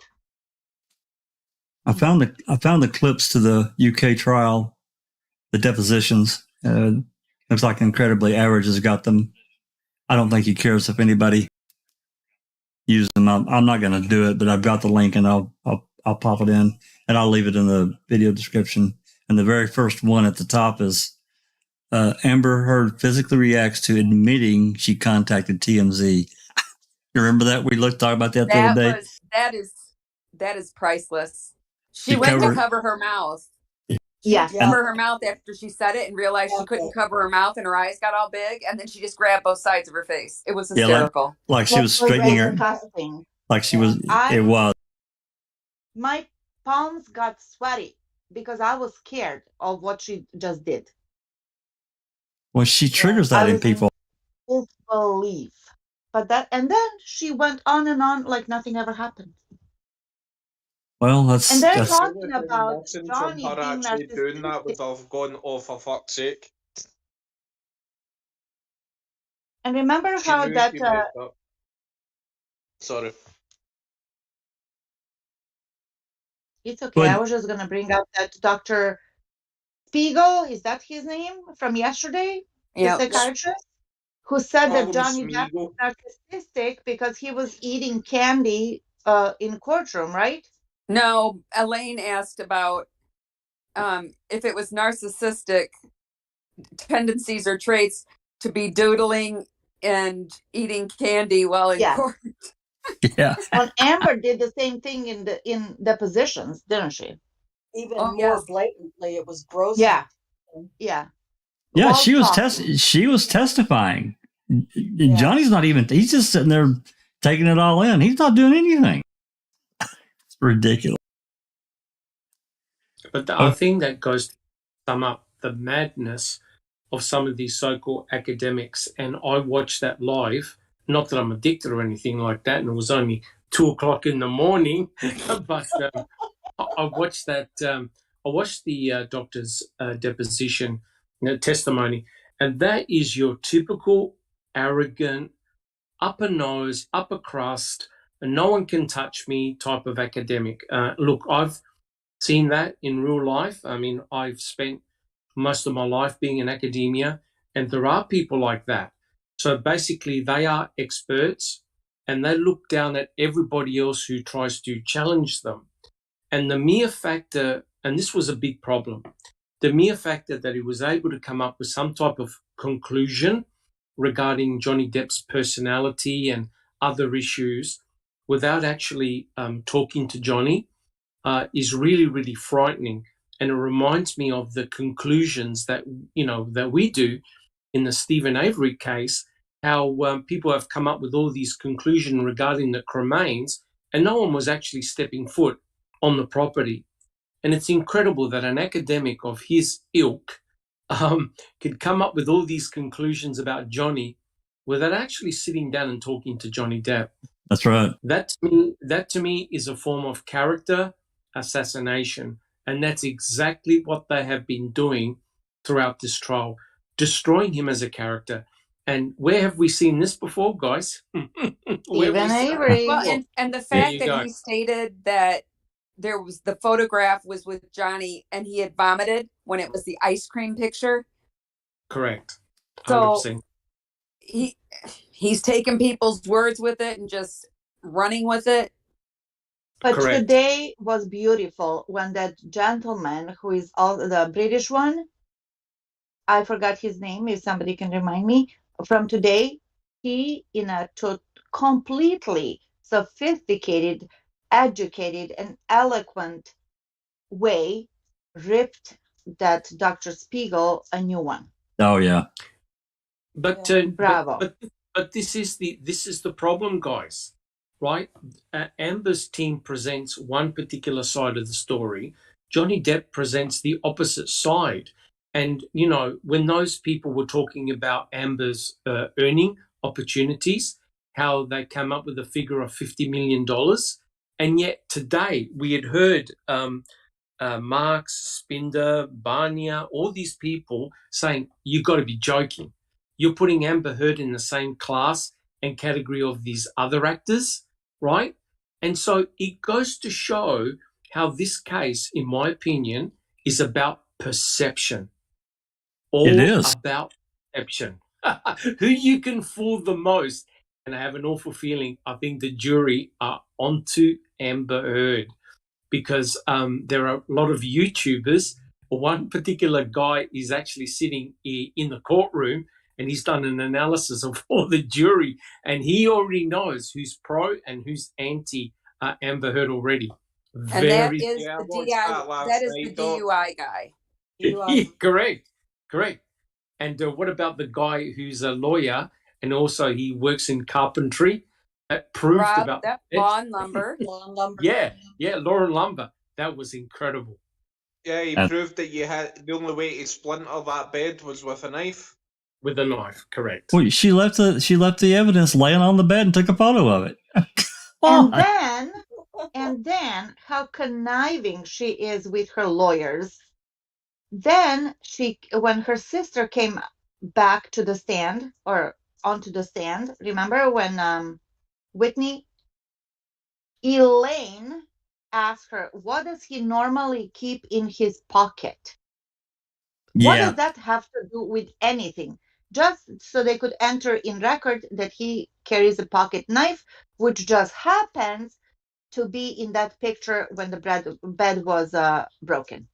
How convenient. Oh, that pissed me off, Neverly. Yes. That fucking pissed me off. I nearly kicked the laptop out the way because I was like, are you kidding me? I was screaming at the telly because when she came out and said that about that pocket knife, I was like, you sneaky little bitch. But she's been told to say that about that pocket knife. Oh, of course she has. And even on the table, when the picture of the table with the cocaine and the whiskey and Johnny's bag and Johnny's CD and tobacco and Johnny's tin, there's no penknife on there, and that's everything that Johnny is they says either carries in that wee bag or has got in his pockets, and not one of them before Whitney said anything about a pocket knife. And it wasn't Exactly. until Camille pointed out when she showed Turd the picture of the bed and was going on about, now you said this was done by Mr. Depp's feet, and she's like, yes it was, because I felt it. She went, oh really? And she zoomed into the picture and she went, and what's this, Miss Heard? Is this a pen knife or a pocket knife? And she went, oh, I don't know what that is. Bullshit. Yeah. And when we're talking about that glass table with cocaine and whiskey and everything else that's on, there's pictures floating on the net. There's 3 actually pictures of that That's right. moment. When there's one picture of, you can see somebody's jeans, and it does not look, it was like skinny jeans. So I don't think that Johnny Depp took a picture of the table wearing skinny jeans. So there was that one picture, and there was another one when items on the table were shifted around. So it was That's right. obviously staged. That's right. Yes, I've seen that. staged. But it's the same with the photos in the bathroom as well. Now, if you watch Incredibly Average, I would go and check it out, because he has actually done a video on it. Now, her testimony is that he's done all this. He's done this, a big attack on her, right? And she ran upstairs and barricaded herself in the bedroom, and she took a couple of sleeping pills, because that's a lot for me. She emphasized that's a lot for me. But she also took pictures of writing on the master bedroom mirror, which the only way you can get into the master bedroom is through the door that she's barricaded herself in for 12 hours and went to sleep. But Johnny's been able to get in and graffiti over the mirrors and do this writing over the mirrors while she's in a barricaded room sleeping. Yeah, that's another story. She took another story and flipped it. Yeah, because Incredibly Average, wonderful, wonderful YouTuber with all this information. He's done a video and he's done an actual diagram of the floor and the house, and he's also took a picture for the outside. Now, the master bedroom is on the 2nd floor, and the only door into the ensuite bathroom, which is the master bathroom, is through the door that she's barricaded. Now, the only other way to get in that room, period, is to jump or climb about maybe 20 feet upwards, because it's on the 2nd level, and then you've got like the veranda doors, or patio doors, or whatever you want to call it, that leads into the room. So how the hell has Johnny been able to get in and do graffiti on the mirrors when she's barricaded herself in for 12 hours? Yeah, she's a big old liar. That's what she is. I mean, is he Spider-Man all of a sudden and just shimmied up the wall, you know what I mean? And Right. climbed in over the wall and in. Alice, you need to remember, you're talking about Captain Jack Sparrow. He can do anything. Aye, that's true, aye. Also, I wanted to talk about, Whitney got mentioned a few minutes ago. I wanted to spend a few minutes talking about this letter that her friend, this is, what's her name, Jennifer? Is that right? Jennifer Howe. Jennifer Howe. Yeah, she wrote this letter. Yeah, she wrote this letter. And I can't think of the guy's name online. Is it Frankenstein? Is that what he goes by? Or he's got an accent. He's foreign. He's got a pretty heavy accent. You can understand him, but anyway, this letter, I heard him read it. I was just messing around and I found a copy of this right away. But I wanted to talk about this a little bit and what she says. It's pretty telling in this letter. I'm not going to read it all, but just some of the highlighted portion. The reason this letter is so important to me is that you, my chosen sister, are so important to me, and I'm hoping that the truth will set you free from a lifetime of abuse and being forced to live with someone else's life instead of given the freedom to live your own. It's a really well-written letter. I spoke with Adam Waldman this morning and was asked some questions and answered honestly with my account of the situations. Just so you know, Adam was respectful, kind, and understood my allegiance, and all of this is to you and you alone. I've never been more upset during any of this drama than I am right now at the thought of Amber asking you to leave Gavin and Hunter to go to London and entangle you in all of this. If you feel that you have been asked or compromised in any way to do anything that might perjure yourself, I beg you to recant and for once in your life, think of yourself first. That's a really telling thing to me. You have found an incredible man and have this beautiful and amazing child. And if anyone would ever put you in a position to risk that, they do not love you. I'll stop right here for a minute. And I don't know the relationship between Whitney and this gal, but it sounds like they have a really close relationship, and she's trying her best to watch out for her. This is why I want this letter in evidence, and hopefully the jury can read it. Anybody want to? Yeah. Well, the relationship with Jennifer and Whitney. Jennifer started an organisation. I can't for the life of me remember the name of it. Yeah, I remember her talking about that. Go ahead. Art Yeah. of Elysium.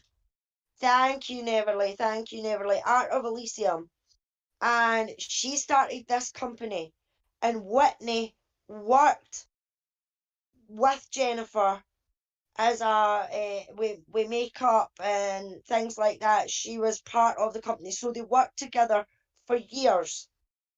And when Whitney was being battered by Amber left, right, and centre, she left Amber's and went to Jennifer's and stayed with Jennifer. I think Jennifer said it was for about 11 months or something like that. She stayed in her guest bedroom. And everything like that. Oh, even though Whitney said that she slept on her floor, but it wasn't. She slept in the guest bedroom. So they were quite close. They were really Right. close, in fact. With the work relationship, and then Whitney turning to her for help when it came to her sibling arguments with her sister. Right. And she would she opened up to Jennifer in these situations as well, Jack. So she told Jennifer that she was worried about Johnny, that Amber was going to try and hurt Johnny, and that Amber used to hit her all the time and still does and tries to control her and everything like that. So really opened up to her. So they were that close that Jennifer tried to do everything in her power to help Whitney and make Whitney see that she was better than she thought she was herself because of what Amber was doing to her, you know? Right. Well, this part right here, it's unhighlighted. If you feel that you have been asked or compromised in any way to do anything that might perjure yourself, I beg you to recant and for once in your life, think of yourself first. That's a really big statement. And I can't prove it, obviously. This is just speculation. This is just, but it almost tells me that she knows that Amber or those around her are pushing Whitney to be less than honest in whatever's coming up in London. That's what it tells me.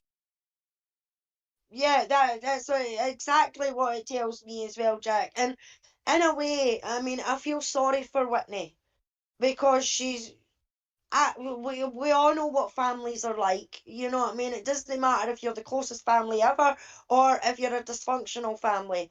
When somebody in the family can be in trouble and it's maybe not a big serious trouble, you know, like murdering somebody or something like that, you know, you get the family members that are like, well, if you open your mouth and you turn against your brother or your mother or whatever, then that's it. Don't ever speak to us again. You'll be disowned. We'll Well, never speak to you again. well, yeah, And you know, I you think get that you get over here to this trial. You know, you do what your sister tells you to do. You back your sister up. You know. yeah, families of blood's thicker than water, and don't you dare go on that stand and stand up for Johnny Depp. She's your sister and all the rest of it. So I can understand Whitney in that sense, and I do feel sorry for her in that sense because of the way Amber is. I can guarantee you she's said some very nasty things to Whitney. Yep. And Anybody And else? another thing is that Amber and Whitney told two different stories about the crucial incident, which is the staircase That's right. incident. They did Yeah. big time. Whitney completely said a story completely opposite of what Amber claimed. And according to Jennifer, Whitney ran away from that place because she was afraid that Amber was gonna push her own sister, baby sister, down the stairs, not Johnny. That's right. How crazy is that? I'd Insane. like But Who when you does who I'd that? like to see them find and call. There's another sister, and Is I'd there? like to see if they. Yeah, Yes, there's an older sister. I would like to see if they could find her and get her on the stand. They don't know where she's at. Is that what you're saying? I didn't even know there was a third sister. What the? There is a third sister. Can I just chime in? Please. In her childhood, was there evidence? I believe that there was evidence of abuse in that family. Is that correct? That's right. Physical abuse. Yeah, apparently our dad was an abusive drunk that would beat up the mother, and I think I read somewhere that he turned his attentions to Amber at some point as well. Right. Okay. Very interesting. Can I chime in? Please. I haven't really been following it. I started following it at the beginning, and now I'm just getting bits and pieces here and there. I know Kate Moss is going in at some point today. Who's winning? I know Amber looks really bad from everything that I see, but that's just mainly people taking Johnny Depp's side. So It's hard to say in terms of who's winning because it's a defamation case, but Johnny's reputation is definitely taking a bump towards the good now. Yeah, that's the real. I think the silver, if there's any silver lining in this at all, is that a lot of the truth has actually came out, and what happened in the. Go ahead. No, sorry, you finish. I was just going to say, I think that for Johnny, that's a lot of what he wanted because so much of the truth was not revealed, that was not televised in the UK. So a lot of what really happened was never exposed, and now it has been. So go ahead. Yeah, I don't know. So do you think that so Amber, is she a compulsive liar, or is what she's saying the truth? She's a professional. She is a professional liar.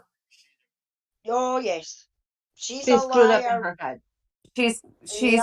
diagnosed as borderline personality and historic personality disorders and Histrionic. yeah, You histrionic. can Well, see that. You can see Histrionic, that just sorry. when she talks, there's something not right there. Yeah, I See, can give I've you got a a perfect question for. example, Cam. I can give you a perfect example, right, of her blatant lying. She was on the stand. She got played a recording of her and Johnny, and when the recording stopped, they asked her, "That's you speaking about such and such, Miss Heard, isn't it?" She's like, "No." And they just heard them speaking about it. And she blatantly said, "No." And then the other one that she said is, "No, that's not what I said." Now they've just heard exactly because they played it. I can't for the life of me put my finger on exactly what it was, but they asked her about it. She said, "No, that's not how it was." So they played the recording, and it was her and Johnny, and then they stopped the tape, and they say to her, You said dismissed her, and she says exactly, no, that's not what I said. Yep. Wow. And It was in regards to her telling Johnny that nobody would believe him. Right. You know what I found mind-boggling about the whole scenario is that she's in there, you know, claiming abuse and whatnot. But she always finds time to record everything. Right? that's right. Right in the middle of what her accusations are. Who thinks like that? Who goes, oh, okay, well, at the moment we're having this rip-roaring argument. He's abusing me. I know. I'll grab my phone and I'll film it. How that came about? How that came about was that she would start these spots with Johnny and say all this shit, really horrible stuff to him, and then the next day she would deny it. He would bring it up to her, and she would deny it. I didn't say that. Mm. So he told her, he said, I'm going to start recording you when these spots happen, and I'm going to play it back for you and prove to you that you did say it to me. That's where the recording stuff really began. So she started doing it at inopportune times to make Johnny look bad. That's the only reason. And, you know, we could go back and talk about a bunch of different instances, but the Australian incident where this World War III happened, she didn't take hardly any pictures at all, certainly none of herself, of being cut up and, you know, face bashed in because he's hit her a bunch of times. She said countless times he hit her in the face, choked her, and not one photo. Then we get photos that look like a hair extension has been pulled out. There's a couple of photos where there's a little bit of glass broken. And her excuse was, oh, well, they've cleaned up. Well, did they clean up They or did had they 5 not? days to clean up. Yeah. I watched a couple of witnesses come forward, whether they were security and whatnot, and she had claimed that she'd just been basically beaten around the face, only minutes before, and then the security guard or the whoever he was to Johnny Depp or whatever, he said that she didn't even have a mark on her face, and he was like, only a foot away from her face talking to her, and she didn't have a mark on her. That was Ben King and Johnny Judge. Smacked around the face. Nobody saw anything on her. No, Hey, everybody. Hey, Susan. I You know just you- what wanted this to. is reminding me of this whole trial? What the shocking part for me is how dirty she got, and how it's really no taste. It's not about the truth for her. It's just to win and whatnot. And we're talking about hundreds of millions of dollars. You know, he's looking for $50 million per claim, which was explained in one of those videos of the lawyer, Yep. He's asking for $50 million per claim, and there's 3 claims. So that's 150 already. And she's asking for $100 million. But that's, money aside. Remember in Making a Murderer when Kathleen Zellner said, it will be my pure pleasure to unmask Mr. Kratz? This is exactly what's happening right now. That's Amber right. Heard has been unmasked. She's been unmasked, and we can expect anything and everything. And that's exactly what we're witnessing right now. That's a perfect Unmasking correlation. a narcissist. That's a perfect I correlation. just wanted to add something about her recording, that she never seemed to record him when he was hitting her That's or right. being violent to her. You see, that would make a huge difference, wouldn't it? Absolutely. Because then she's got actual proof instead of, there's always the famous one of him, drunk in the morning, slamming cupboard doors and pours himself that large wine. That's Megapine. That's nothing. No, of course not. And you could tell And the she thing wasn't afraid. She was not scared of him at that moment. Once a week around here. And imagine, we heard this vile Amber, right? In those recordings, audio recordings. Imagine what happened when she knew she was being recorded because she's recording it, or she knew that he was recording it. Imagine what was happening when nobody was recording anything. Yeah. Yeah. Why does Doc, she keep you got having something? photos of Doc, him? I think Doc's got something. Well, the only thing I've got to get going, unfortunately. The only thing I wanted to say was I believe that what Amber was doing was a progressive case against Johnny. And by that I mean, if you have a look at all the photography she did of her husband in compromising positions, i.e., sleeping on the floor, sleeping in a chair, sleeping, dripping ice cream on him. And then she shared those photographs with her friend. So she's quite happy to photograph her own husband when he's looking the worst and then share them. I believe that what she was doing was building up a case against him, i.e., Bingo. Yep. And so she was going to then present it in full. And I saw a couple of the shorts from the film Gone Girl, I think it is. I tell you what, this is her Kiss the Girls. This is her version of Kiss the Girls. She was following a script and she was herself trying to recreate a crime scene, but it had to be bulletproof. The only problem was Johnny Depp wasn't playing along, right? I think he realized what Amber was trying to do, and hence why you don't find any evidence of injuries on Amber or bruises, real bruises, to her face. It's because he never struck her, he never hit her. So now she has to make a fake crime scene or fake allegations, and that's why she's slowly building up this case to present. Say, here's all the evidence. The problem is the evidence is so flimsy, it's circumstantial, and in my opinion, it's actually backfired on Amber very, very badly. Thank you. Nicely said. Nicely said. Yeah. And I know the other thing, Doc, is that it wasn't Amber didn't want this televised, right? And I've heard people saying that Johnny wanted this televised. Johnny wanted this.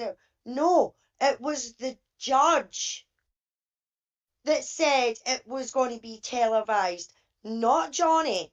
He was up for it. He was agreeable to it being televised. She wasn't, because right. she knew what shitstorm was coming, and she didn't want that. And No. she's been shown up to be the liar that she is. But not only that, she's destroyed Johnny along the way. She's destroyed his son and his daughter along the way. They kids have had to go about Hollywood listening to people speak about their father in a way that no child should hear people speaking about their father. You know what I mean? Especially when it's false allegations.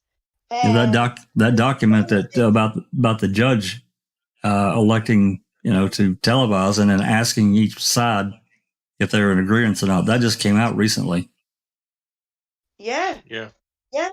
Well, she didn't want it televised because sociopaths can only hide what they truly are for a short period of time. It's different being on TV 8 hours a day from going on to a talk show for 10 minutes. 10 minutes, you can hide what an absolute plank you are. But if you're in front of a courtroom, in front of TV for 8 hours, everybody can see her for what she is. Yep. So how long do you think this is going to go on for? It As ends. finishes Friday, Yeah. It's to be done by Friday. The judge told them that they will be done by Labour Day weekend, period. And it's going to be live? Yes. It's the only day on Friday that it's going to be live. Amber's got about 2.5 to 3 hours left, and Johnny's side's got like 15 hours left.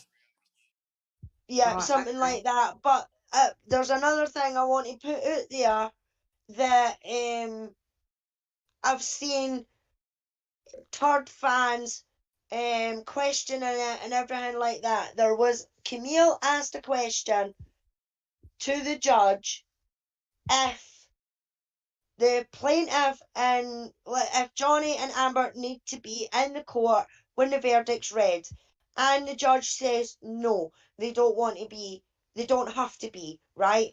Now, I've seen tweets and things like that already saying that Johnny's a coward if he doesn't turn up and everything like that. What is he ashamed of that he's going to lose and everything like that? No, it is 6 years. If I'm remembering correctly, it is 6 years to the fucking day on the 27th of May that she brought the fucking trio out on Johnny, which is also his daughter's birthday. It's Lily Rose's birthday on the 27th. So if Johnny isn't in court on Friday for the verdict, it's not because he's a coward. It's not because he's fucking no wanting to hear what the verdict is. No. There's no verdict on Friday. There's no verdict on Friday. No.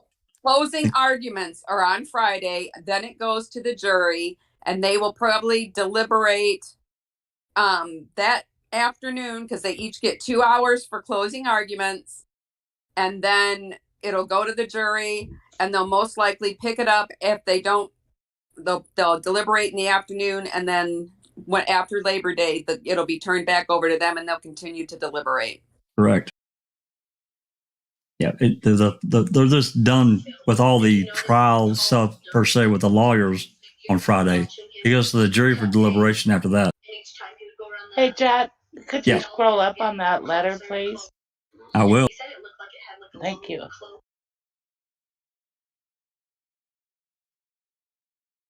Which part of you? I read some of that. I don't know if you were here. I read part of this. I was going to read a little bit more of it, actually. Which part are you looking for?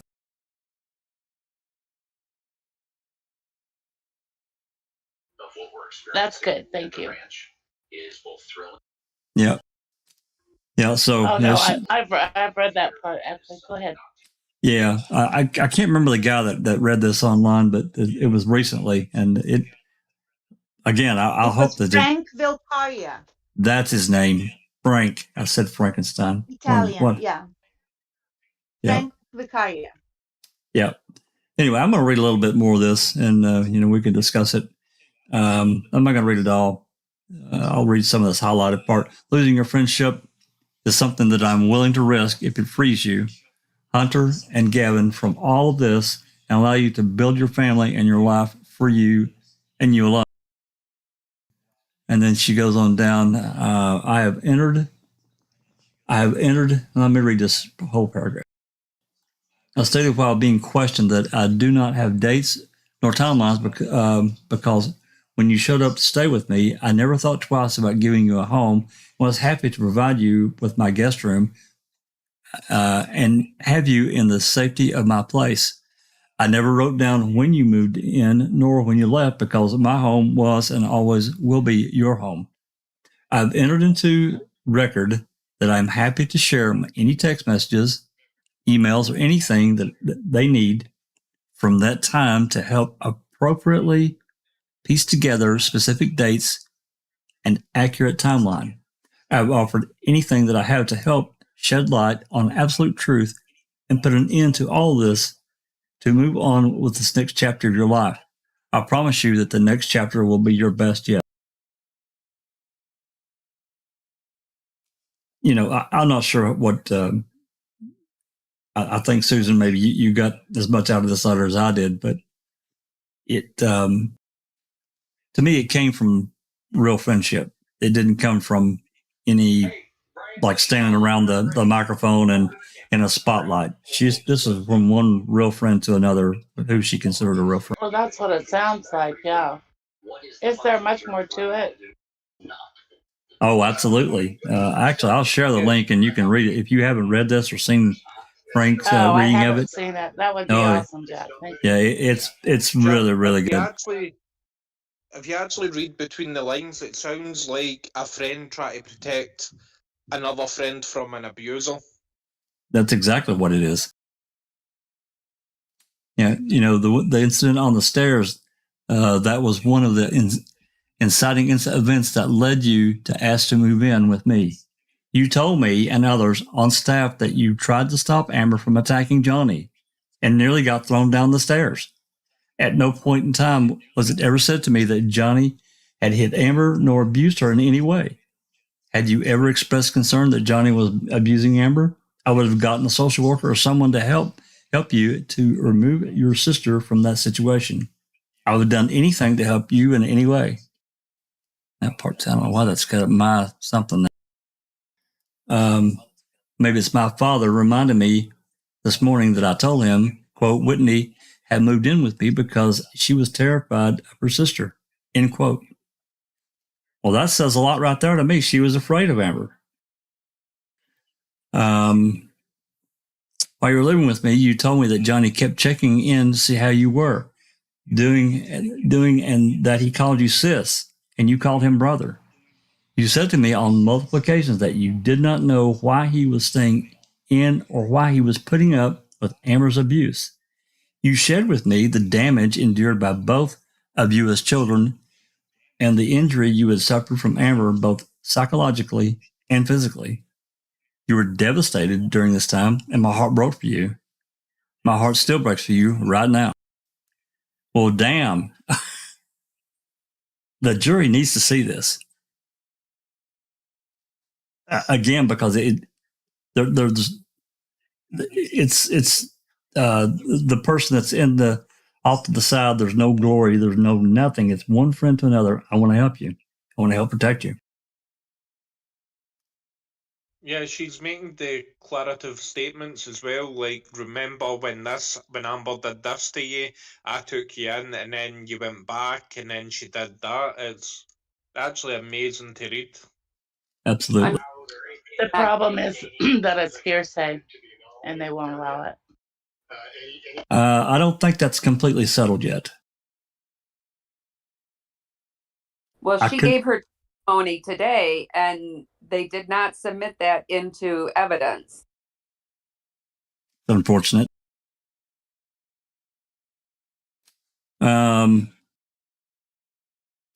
Yeah, moving here to the lower part. When you came back from New York, I believe it was for the Tribeca Film Festival, the Adderall Diaries, or both. Well, the Adderall Diaries. What the hell's that?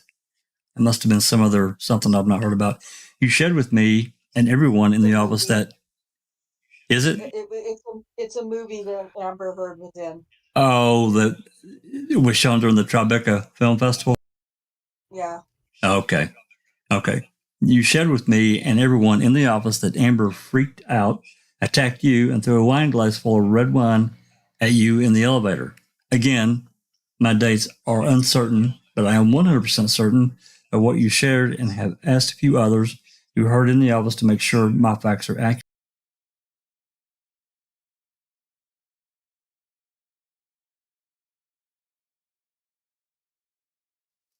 While Amber and Johnny were in Australia, you were in the office sitting back and sitting in the back. It says black in the back and black and white chairs near the kitchen, and loudly proclaimed, quote, "Oh my God, she has done it now. She has cut off his fucking finger," end quote. I'm not sure if this was before or after Boo and Pistol were back in the U.S. and coming into the office. Other staff was in the office at that time and might have a better grasp of the date. And this brings up another point. This war that happened, the dogs were involved, and Doc and Cap can probably talk at length about the Australian laws and what that they have to go through. When you bring an animal into Australia, there's very, very strict things that they have to go through. There's a reason why the Australians are like that, because they've had too many plagues of invasive species. I remember the whole thing about Boo and Pistol back in the day, because I think, was that not at the time that Johnny Depp was shooting Pirates 5? Was it 5 or 4? That she brought the dogs into the country, and they had to do an apology thing. Yeah, it was 5. It was 5. Yeah, we do have strict laws on animals. We have strict laws on bringing in any fruit or nuts or bugs, or quarantining here is super strict. And they're super serious about crime and punishment over it too, and they have to be. I get it. I think everybody does. But a dog just from one state to the other, it has to be quarantined for 6 months. Wow. But I can understand where they're coming from because it's cost them too much money in terms of damage done to the Australian environment with invasive species. Right. Yeah, because Right. we're not a big place, and so if a disease gets brought in by anything, and a bug, an animal, whatever, and it starts to spread, then yeah, it just wipes out everything very, very quickly here. Yeah. Yeah. So Yeah, I don't you know know, how they even got those dogs in, but then there was a lot of controversy over it, wasn't there? absolutely, they Yeah, had to get the because dog. They had to get the dogs out of there. I wonder whose remember, bright if I idea that remember was. right, there was an Australian TV, I think it was a morning show, that both of them were sitting there apologising for it, Yeah, that's right, there both was. Johnny and Amber. But I wonder whose bright idea it was to bring them in the first place. It was Amber's. Johnny had told her not to bring them. He did not Oh, want okay, the dogs well, on there the you go. flight.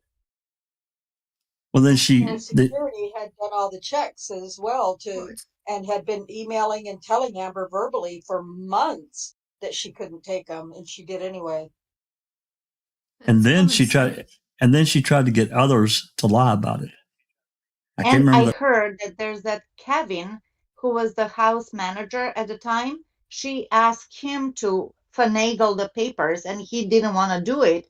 And then she inadvertently threatened him for his Yeah. job. He says, because I don't want to be worried about your job. And he did plagiarize those papers and they got in trouble. And of course, it wasn't her, it was Kevin, right? She asked him to perjure himself and say that it was his fault. Yeah. Because Yeah. she said that she was going to blame it on Kate James. She wanted to blame it on Kate James, and Kate would not take responsibility for it and testify for her. So she asked him to do it and say that it was his fault.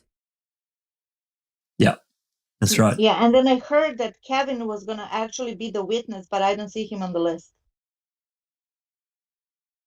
I thought I did see a Kevin. Maybe I didn't. I just checked. I don't see him.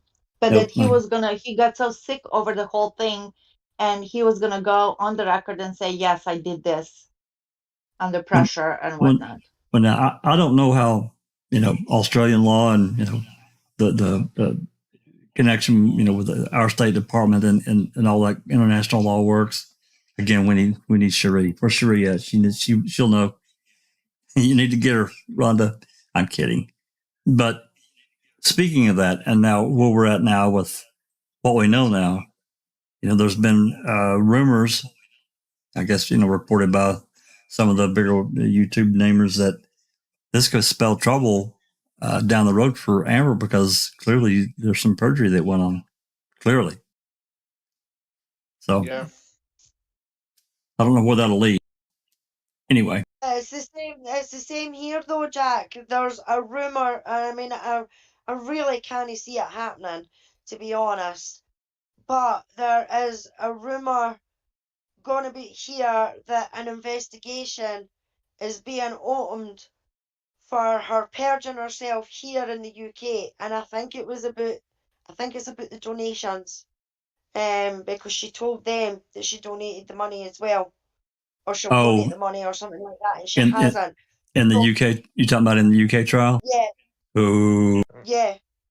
Yeah. So there's a rumor going about that there's a chance that there's an investigation opening for her about perjury, and if that is the case and she's found guilty of it, then that is it. She is banned from the UK. She will never be able to come here again, which means she'll never be able to do any independent movies or theatre or anything like that, because she will be completely banned from the UK. Right. There's also a thing that 30% of major Hollywood movies are made in Pinewood Studios now, which is in the United Kingdom. Oh, yes. Most of the studios have, they've got offices, in like the UK and, other countries so that they can shoot there when necessary. Or they have a subsidiary that they own. All the DC movies and all the Marvel movies are filmed in Britain. Yeah, they've been filmed. They've been filmed here. Fast and the Furious has been filmed here. Outlander Batman. was filmed here. The not that I know because I can't do them, but the zombie film with Brad Pitt was done in Oh, Glasgow. War Z. World War Z. Right, well, yeah, zombies and me just don't go, so I just know that it was Brad Pitt that was in them and that it was filmed in Glasgow, and that's as far as I go with that. Thank you very much. You don't like you don't like zombie movies? Is that what we're getting? No, not at all. Zombie movies and Freddy Krueger, big no. So don't tag me if you ever decide in a video stream that you're going to do one of them, because it will be a no, thank you. Okay, I'm going to read a little bit more of this letter from Jennifer. In regards to the extramarital affairs, I only have information that you and others shared with me. Is my understanding all of that is completely irrelevant, other than James giving sworn testimony to what he did or did not see on Amber's face that day in the elevator. I told Adam that if James were asked anything at all, that I know without a shadow of a doubt that he would speak the truth, because I know his heart and his conscience and the spiritual journey that he is on, to be accountable for anything he has ever done that might have inadvertently hurt anyone, and to go to great lengths to make amends, to do what is right truly. I encouraged him to speak to James directly. Interesting. When Elon came up, I'm sorry, go ahead. Yet he refused to testify at the trial because he doesn't want to. He doesn't want to face Johnny and tell everybody that he did in fact sleep with a married woman. I call bullshit. Yeah. Now he's admitted to having this sexual addiction. Isn't that right? Yes, James Franco has some shady S addiction, I should say. My apologies. Yeah. Yes. Yeah. When Elon came up to in the deposition, I shared only what I know from you and Paige. February 9, 2019, when I came to see you and meet Hunter, is when this conversation with you and your mom took place. I told them I had been told that Elon had gifted Telsas, but Amber found out that they were bugged. I was told that Amber said he was controlling and abusive, and that she was in a legal battle with him over the rights to embryos, that they had created together. He wanted to destroy them. He wanted to destroy them, and Amber tried to keep them to have a baby. That is the day that your mother told me that Johnny was either an angel or a saint compared to Elon, and she wished Amber and Johnny would reconcile. Wow, that's a whole bunch of stuff right there. So Teslas are bugged? That's interesting.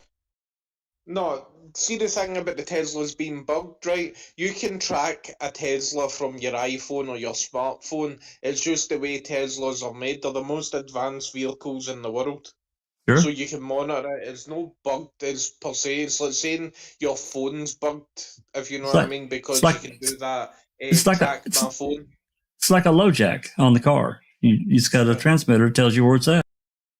But it comes on standard on every Tesla that leaves the factory. It was nothing special for her. Well, I mean, the way that talks there is like they're saying that, there's microphones and cameras inside these Teslas and you're getting bugged. Come on. Yeah. Well, microphones and Teslas, they're all the way around the Tesla. Teslas have got self-driving features. There's something like 27 cameras on a Tesla. Yeah. What's that, Ron?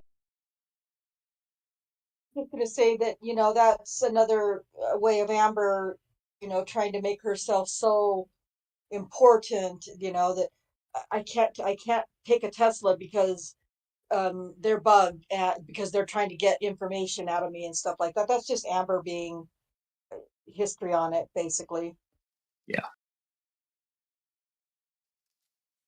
It sounds as well that she's also trying to say that Elon Musk was abusive as well.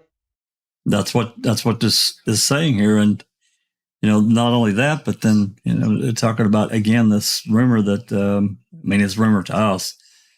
This letter makes it sound like it's real about these embryos that they created together, and that It's weird how Amber's had a daughter and nobody knows who the father is.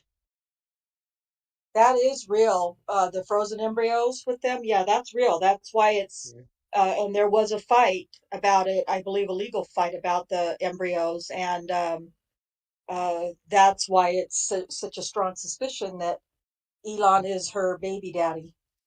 but we don't know. We're not really for sure about if the embryos got destroyed or not. Did I say that right? We don't know for sure.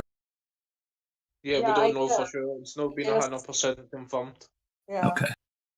And don't you guys find it very curious when she got up first on the stand, how she introduced herself and she said, "And you have a daughter?" "Yes, I have a daughter." That daughter is the insurance for Amber not to go to jail because she's a single mother. It's not because she cannot provide, but because they will never, ever separate a mother and a baby unless it's something really criminal, like murder or whatever. So that was the insurance. Why else would you drag your baby into all of this mess? Indeed. Why else? It's the insurance for all of that. I feel sorry for that baby. Oh, definitely. God. I do too. That baby will be emotionally and mentally damaged her entire life. And I'm sorry, but look at Amber making embryos with one Elon Musk, the rocket man, right? It's like, oh my gosh, girls struggle to get their dinner paid by a boyfriend or a date, and she's making embryos and having babies by her surrogate mother. She's out of control. That's what I'm trying to say. Absolutely. Who does that? And do you not think it's much more than a coincidence how she goes after one of the most recognisable actors ever in Hollywood, and then suddenly after she breaks up with him, she goes after the richest man in the world? Right? Right. She wasn't even separated from Johnny yet, even though that's what she likes to say. They were still legally married when she had Elon up to Johnny's penthouse for days. And James. And James, Well, yes. We were on the break. There's an interview with Elon somewhere where he apparently said, "She told me she was divorced." Yeah, he says that, but come on. And another thing that bothers me, the way she portrayed her childhood, how Johnny Depp went into his childhood and how horrible it was and whatnot, gave his story. She attempted to do the same thing, except that it came out so unnatural, to me at least. Yeah. How she was this, wunderkind, and she taught herself sign language, and she was feeding the homeless and all of that by age 12, right? Never ever did she mention that she was a stripper. Never ever did she mention that she was arrested and had a DUI. That's hence the story about going around Los Angeles via buses. I live in Los Angeles. Let me tell you, if you want to go 5 miles by a bus, it's going to take you half a day. Public transportation over here is horrible. Wow. Horrible. Yeah. Yes. So that's a story for little kids, you know what I mean? And for naive audience. And we're not that, are we? I also read that she had lost her license for 4 years when she was. Yeah, she did. She had to have done something pretty bad to lose her license for 4 years. Yeah, she was DUI, had an accident, and her friend that was with her was killed. Oh, that's why. Well, did you say that she used to be a stripper? Yes. Yes. Well, it's just as well she's got that experience, because after this trial, the only way she's got to get work is on OnlyFans, so she can take up her pastime on that, stripping on OnlyFans. I won't say the Hanging full. from the pole again. I won't say the full name of the organization that we talked about the other day, but the last of it's Hub. So draw your own conclusions. Anyway, Yeah. Starts with a P. Yeah. yes, it does, and it's not pencil. I know what you're talking about. I'm not going to say that. Anyway, I can let's say move. OnlyFans, but I'm not saying that other thing. Let's move on with this. I was indeed taken aback because this was after the divorce and when Hunter was under a year old and I was at your house. She told me that Amber and Johnny were still in touch and that they were each other's true loves or something to that exact sentiment. You were still going through the emotions of having had a baby and all those ups and downs. And I could not believe that Amber and Johnny's relationship was being discussed while you were the one who needed to be the focal point and needed our support. I think I called Tash when I left your house, but need to look at my phone records to be sure whom I called. It was someone who knew everything from you, and I confided in them how concerned I was after visiting you. The other things that were discussed were the character references and letters that I wrote on behalf of Amber for her volunteering with charity and the $250,000 donation that came as an anonymous donation on behalf of Amber Heard. If I shared that, I had believed that the contribution was from Elon, but I have absolutely no recollection of you telling me that, but for some reason, that was put in my head by something either you or someone else on staff said.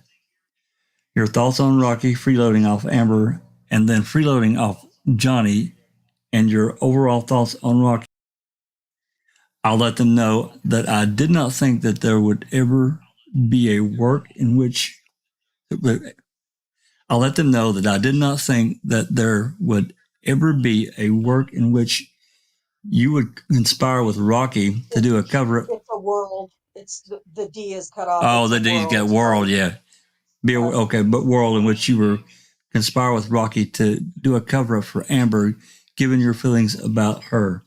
And after the Art of Asylum had been used in press during the divorce, and I had been asked on multiple occasions to write letters regarding Amber's volunteering with a charity, and no donation came into the art, but went to Children's Hospital of Los Angeles and the ACLU that Amber's publicist told me that they were more prominent. So she was going to give to this Art of Asylum, but then the ACLU told her to give it to the Children's Hospital because it's more prominent. Oh, nice. That there are more prominent charities with more significant press reach and got international press. You were aware of all that already, but just wanted to share everything that was discussed. I was asked if it was okay to write my own words because I know how easily things can get distorted or twisted. You know me, and you know that if subpoenaed or brought into this or anything else, that I would always be honest. I love Amber and have compassion for her because she is your sister, and I know what you guys went through as kids. The two of you have literally been through hell together, and I know you would do anything in the world for her. She is your older sister. You just lost your mother, and you were a mom for the first time. It is time she thought of you and your needs and put them above her own needs. Asking you or even agreeing to have you leave your husband and child and involve you in all this is selfish beyond comprehension. You, Whitney, are worthy of love, worthy of being seen for all of your light and beauty, and worthy of not having to clean up out another mess that is not yours. During this time of social change and movements, Me Too, Time's Up, Black Lives Matter, and all the other actions working to set the scales of justice back to being people have to be willing to come forward with the truth. It took 2 subpoenas to get me to be forthcoming with what I've been told, but I do believe in people and feel others who have bear witness to all. That's all I got. Anyway, I think it's a very interesting letter. It sounds like it's honest to me as well. Yeah, it sounds to me like she's trying to make sure that a friend doesn't go to jail. Yeah.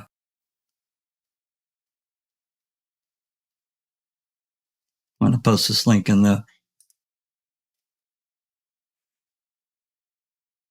Because you can see all the bullet points that she hit, so obviously she's scared their sister. Her sister's putting her own needs ahead of hers and stuff like that, even though she has a child, asking her to leave her child and her husband to lie for her, basically. Her sister basically tried to throw her down the stairs. Yep. The jury see that it could be a very, very convincing argument for them as well. Well, I mean, if they don't end the letter, then they'll have to see it from some other means, and I'm sure. Well, I say I'm sure. If I was on the jury, I just got to tell you, I think I'm a fairly honest person, but I tell you, I just don't know that I could resist not asking or looking myself for information once I was out of the courtroom. There's just too much. There's so much information. You cannot load up TikTok without it ripping the utter piss out of Amber Heard. Yep. That was a good TikTok that I don't know if everyone's seen it. That showed we were talking about the photo of Johnny sitting in that recliner. I actually played it on the Reading with Uncle Kim the other day. This eagle-eyed woman saw this bruise kit on a table in front of Johnny. It is a bruise kit. It is a bruise kit. There's no doubt. There was actually another one as well, Jack. Do you know how the photo she took when she was apparently back home after getting a restraining order against Johnny? Yeah. She was standing in front of a wall, and behind her was a calendar, and it said January 2015 on it. Oh, yeah, that's right. I'm going to put this. Was it May 2016? Yeah, she got the TRO on the 27th of May. That's when she went to the court with the so-called bruise on her face. But there is pictures of her the day before, no bruise, and then the day after on the 28th, her and Rocky coming out of her lawyer's offices, and there is no frigging bruise anywhere on her face, and she's laughing her nut off. Which, in my opinion, is disgusting. And they should have, and I'm really hoping that when they bring Newmeister in, who is the metadata expert, that they can show him those photographs to say whether they were definitely taken on the 27th and the 28th of May. One with bruise, one without bruise. They're also saying, that picture of her with the bruise on the arm, kind of taken on the side where she had dark hair. Yep. Yep. Did you see that? They said that was taken way before. A year before, judging by the iPhone she had. It was an older model, and that there was no way that was taken when she said it. She took it. It was that's supposedly before her and Johnny got together too. Yes. That's and right, Rhonda. Interestingly, at first I thought that was a picture of Whitney. I swear I did, because of the dark hair threw me off. Yeah, do you not think it's a bit weird as well, with all the pictures she has taken, there is not one single picture with her face being swollen after being smashed about? Right. Very weird, Haggis. Because I work in the security industry, right? I see people fighting all the time, including my own guards. So see, when they get hit in the face, it takes ages for the swelling to go down. Doesn't matter how much ice you put on it, and as it amateur cream, that ain't gonna take swelling away. That whole Amica thing is bullshit as well. Even Amber said, "Oh, I always carried a kid like this. Well, not like this, but you know what I mean." Yeah, there you go. That's people have to realise as well, these pictures, if she was truly beaten up, she would have swelling. It's not just, oh, I got a wee punch in the face, now I've got a bruise. Well, we've You seen get a pictures paper of cut, you get, Rihanna. We've yeah, seen pictures of Nicole Brown Simpson when yeah. they got sucked But in the beaten. Rihanna actually came out and said she could not go out in public for nearly a month and a half after that. Right. I think she punched herself or hit herself in the face. Like Yeah. Gone Girl. Yeah. Yeah, I need to watch. I need to catch that. I know it. I think I saw it on somewhere, maybe That's the Amazon one or with Ben Affleck in it, and I'm not even sure who else in it except for Yes, it Amber. is Ben Affleck. Yeah. Ben Affleck. The Gone yeah, Girl. Ben Affleck. Yeah, Yeah, Gone Girl. No, Amber's not in that. Who do you Oh, all she. think? What do you think is going to happen? What's the outcome? I think Johnny wins, but I don't know if he'll win 50 million Or 150. or 100. I don't think he'll. I think the jury, I don't know. I just think if I'm sitting on a jury, I'm thinking, you're a multi-millionaire actor. You've got all these millions of dollars. You lived an extravagant life, overly extravagant life. Uh, but I believe what you're saying in your testimony and what that the op-ed was defamatory to you. But I don't know if I would be awarding $50 million, but who knows? But I think Johnny comes out the winner, literally in the court case, and Amber loses completely. That's just my opinion. I agree. Yeah. You need to I don't remember as well, think juries 50 in million. America actually awarded somebody hundreds of millions of dollars for spilling hot coffee on themselves. Yeah, I know. I think 50 million's nothing to the courts, and in this case, because of the fact that he would have just made that from that one movie. Yeah. Well, it's not the court who decides though how much money he would be awarded. No, It would be the jury. the jury decides Well, think in a about civil this. case. I can't wait. How much money did he lose from getting removed from the Fantastic Beasts franchise? I don't know. I don't know. I don't know what it's up. I don't know. Pretty penny. They said 45 million between due to defamation, whether that's Pirate 6 and Fantastic Beasts, I don't know, but they threw out 45 million, which is funny, not funny, that Amber claimed the same. Her agent, that cocky woman who was spewing all those numbers, totally unfounded, no proof whatsoever, nothing, no evidence. She was just talking out of her hand because she's in the industry. Well, she got also a new one today, but by Mr. Marks. I love that guy. Yeah. It's the way that woman was going on as well. Like Amber Heard was a star of Justice League and Aquaman. It's just, she just got on my nerves. It was just like, the way she's acting, like, is Amber Heard is the main star in Aquaman, and she's basically the Alfred to Aquaman. I wouldn't Yeah. personally. I wouldn't call her a star. I would call her a guest, At all. a guest appearance, or I wouldn't call her a star. Sorry, I just Yeah, wouldn't. I mean, they're making out that she's a star. What's that, Doc? That's correct. I was going to say her. A very interesting point what Neverly has said in terms of loss of earning capacity, and in my opinion, I reckon the way it's going to end up, it could well end up being a stalemate. Like, okay, you owe this person this amount of money, but you owe this person this amount of money, and so potentially no money can exchange hands. You know what I'm trying to say with this particular suit and countersuit?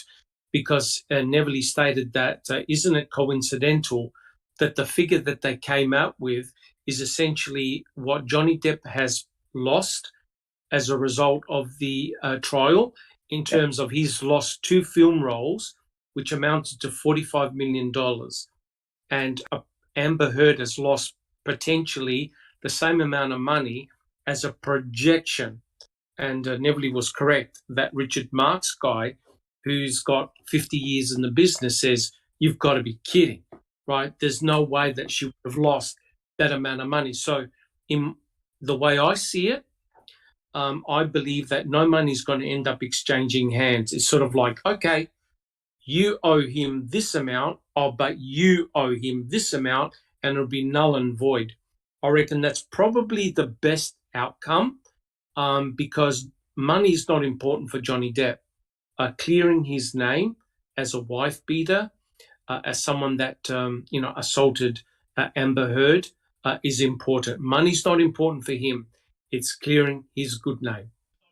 I agree, 100%, Doc. Well, I And think we Kate Moss coming up validation that he's tomorrow. not fucking crazy, like this beast made him think. Because when you're in a relationship with a person like that, you honestly start to think you're fucking crazy, you're losing it. And she continues to gaslight the whole world. The whole world. Unbelievable. The balls of that woman. The I brazen. think they should edit the dictionary. When you look up the word gaslight, it should have a picture of fucking Amber Heard there. Yeah. No doubt. I think that's the frustrating part for a lot of us. Everybody tells a white lie here and there in their life. It happens, and it really doesn't impact anything. And when you see this brazen, just god awful lies being told, just because arrogance or mental illness or whatever, I have to say something. I can't help it. I agree. Can I That's why we're all here. Can I just point out, Jack 61? Sorry, Neville. This is not the first time that cases like this have occurred. There are many examples, especially during that Me Too movement, in which, in actual fact, famous YouTubers have also been targeted for SA abuse and other forms of abuse. Absolutely. And they said no. Yeah, that's it. And furthermore, it took years down the track to clear their name and to prove to the world that they were targeted by crazy, enamored supporters who have completely fabricated the entire setup. So in other words, there's plenty of precedents for this. And if Amber Heard has been shown to have any type of fabrication, her case is going to be incredibly weakened, and it's going to look really, really bad for her. Doc, did you see Andy's testimonial, basically, that he put on the other day? Andy's signal. Yeah, yes, Signore. Yeah. I watched it. I watched about 3 or 4 of the videos, and I was absolutely shocked. So was I. And terrified how easy it is to be accused and to have your whole career destroyed. What are you talking about, Jeff?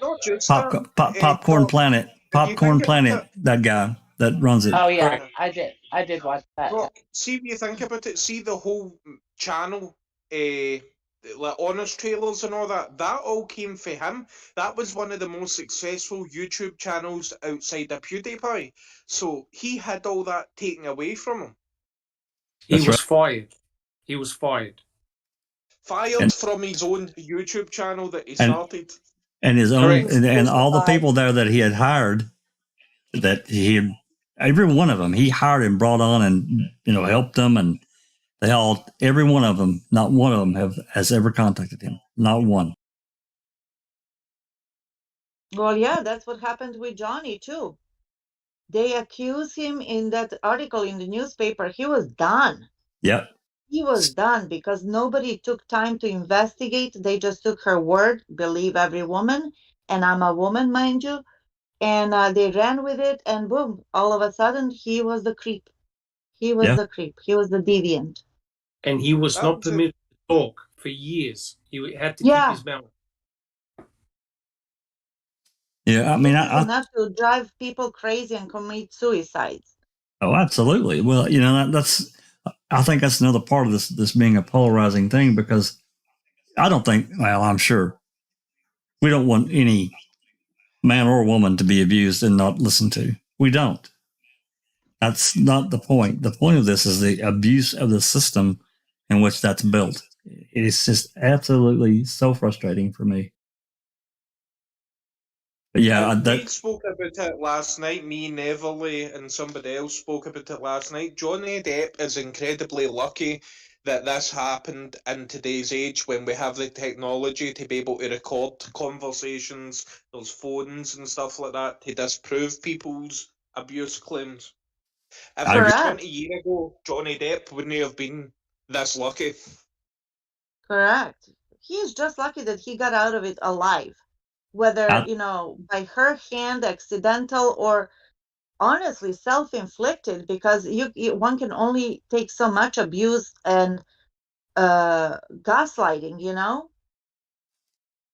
Well, yeah, that's another really sad part about it, because I mean, I don't know about you guys, but just from what I could gather from what he's testified to and other things that I've read, he really loved her. He really did.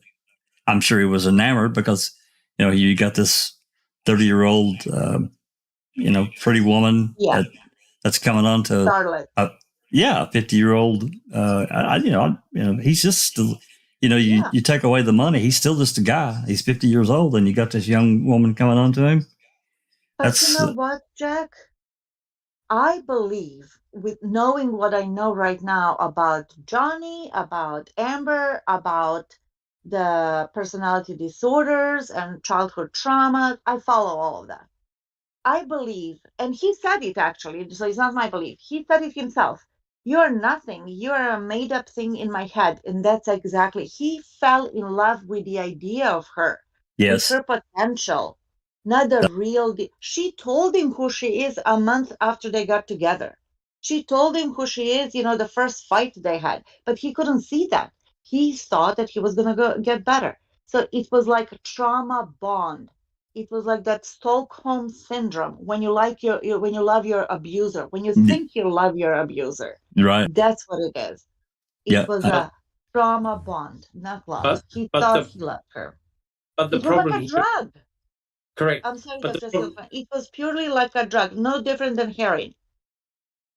But the problem here is that both are badly broken people, right?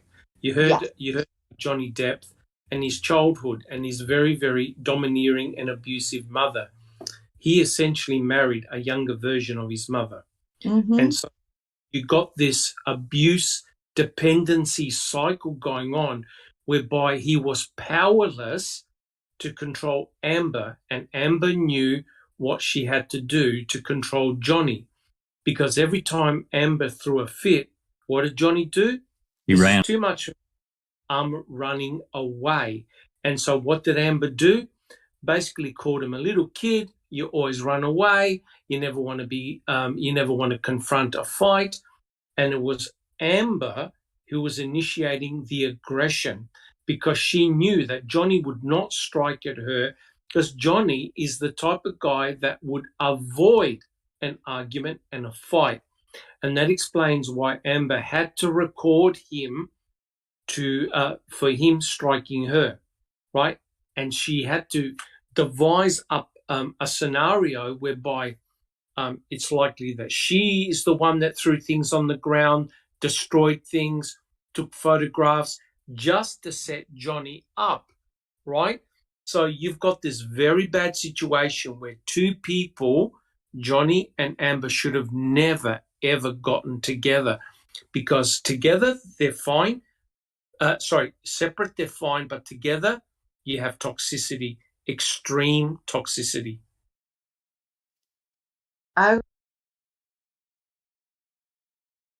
Yep, I agree. I agree. I just wish that he can go onto his island and be single for a long while, figure out who he is, figure out what he likes, what he doesn't, what his true value, inner value is. He needs to know that by himself. It doesn't matter how many Oscars or money or yachts he has or islands. No, he needs to figure out his own value. Well, you He have owns to the think island. about it like this. See, since he's split up with Amber, he's not had another girlfriend. Do you think he's maybe lost faith in the female half of your species? I don't blame. I think he's probably really careful about who he sees on, privately. I think he's very selective and probably has help from people that really do care about him and his interests. That's what I think. But thinking about, and I know there's nothing to it, but I thought it was really a great picture when after Camille got done with Amber and she went over and Johnny hugged her. I thought that was really cool. Of course, a lot of the internet, blew up. They're dating and all that shit, but I don't believe that. Yeah. But before we've been rolling here for almost 3 hours. Let's get some closing thoughts here. May 25th, tomorrow, JD rebuttal witnesses. So we've got Kate Moss. We know I think we're pretty sure what that's about. Brian Newmeister, Morgan Tremaine, and this is the one they're trying to block, right? This is the TMZ guy, former TMZ guy. Yeah. Lydia Philippe. Yep. Oh, Dr. Curry's back. And then Johnny. Curry. Oh, I love Dr. Curry. I thought she did such a really calm and well prepared thing, and she wasn't going to take any shit off of Elaine. That's what I think. That's what I took from her. You could tell Elaine was getting seriously frustrated with her. Oh yeah, she did. The one that I'm looking forward to, I think, the most tomorrow is Brian Newmeister. Me too. Yeah. The metadata guy. Yeah. Yeah, me too.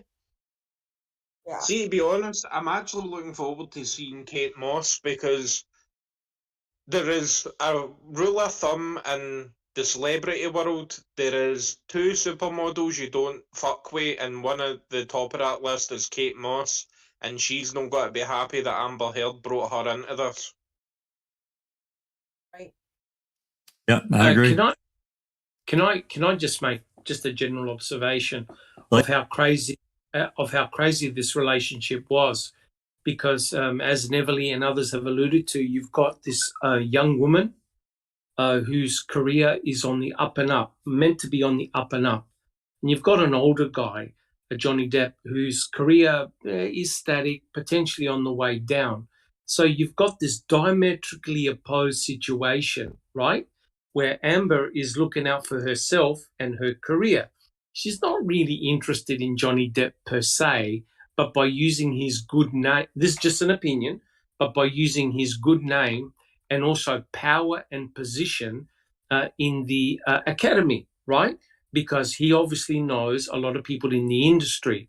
And it's very, very funny and ironical that in the op-ed piece, she's talking about protection of the powerful men.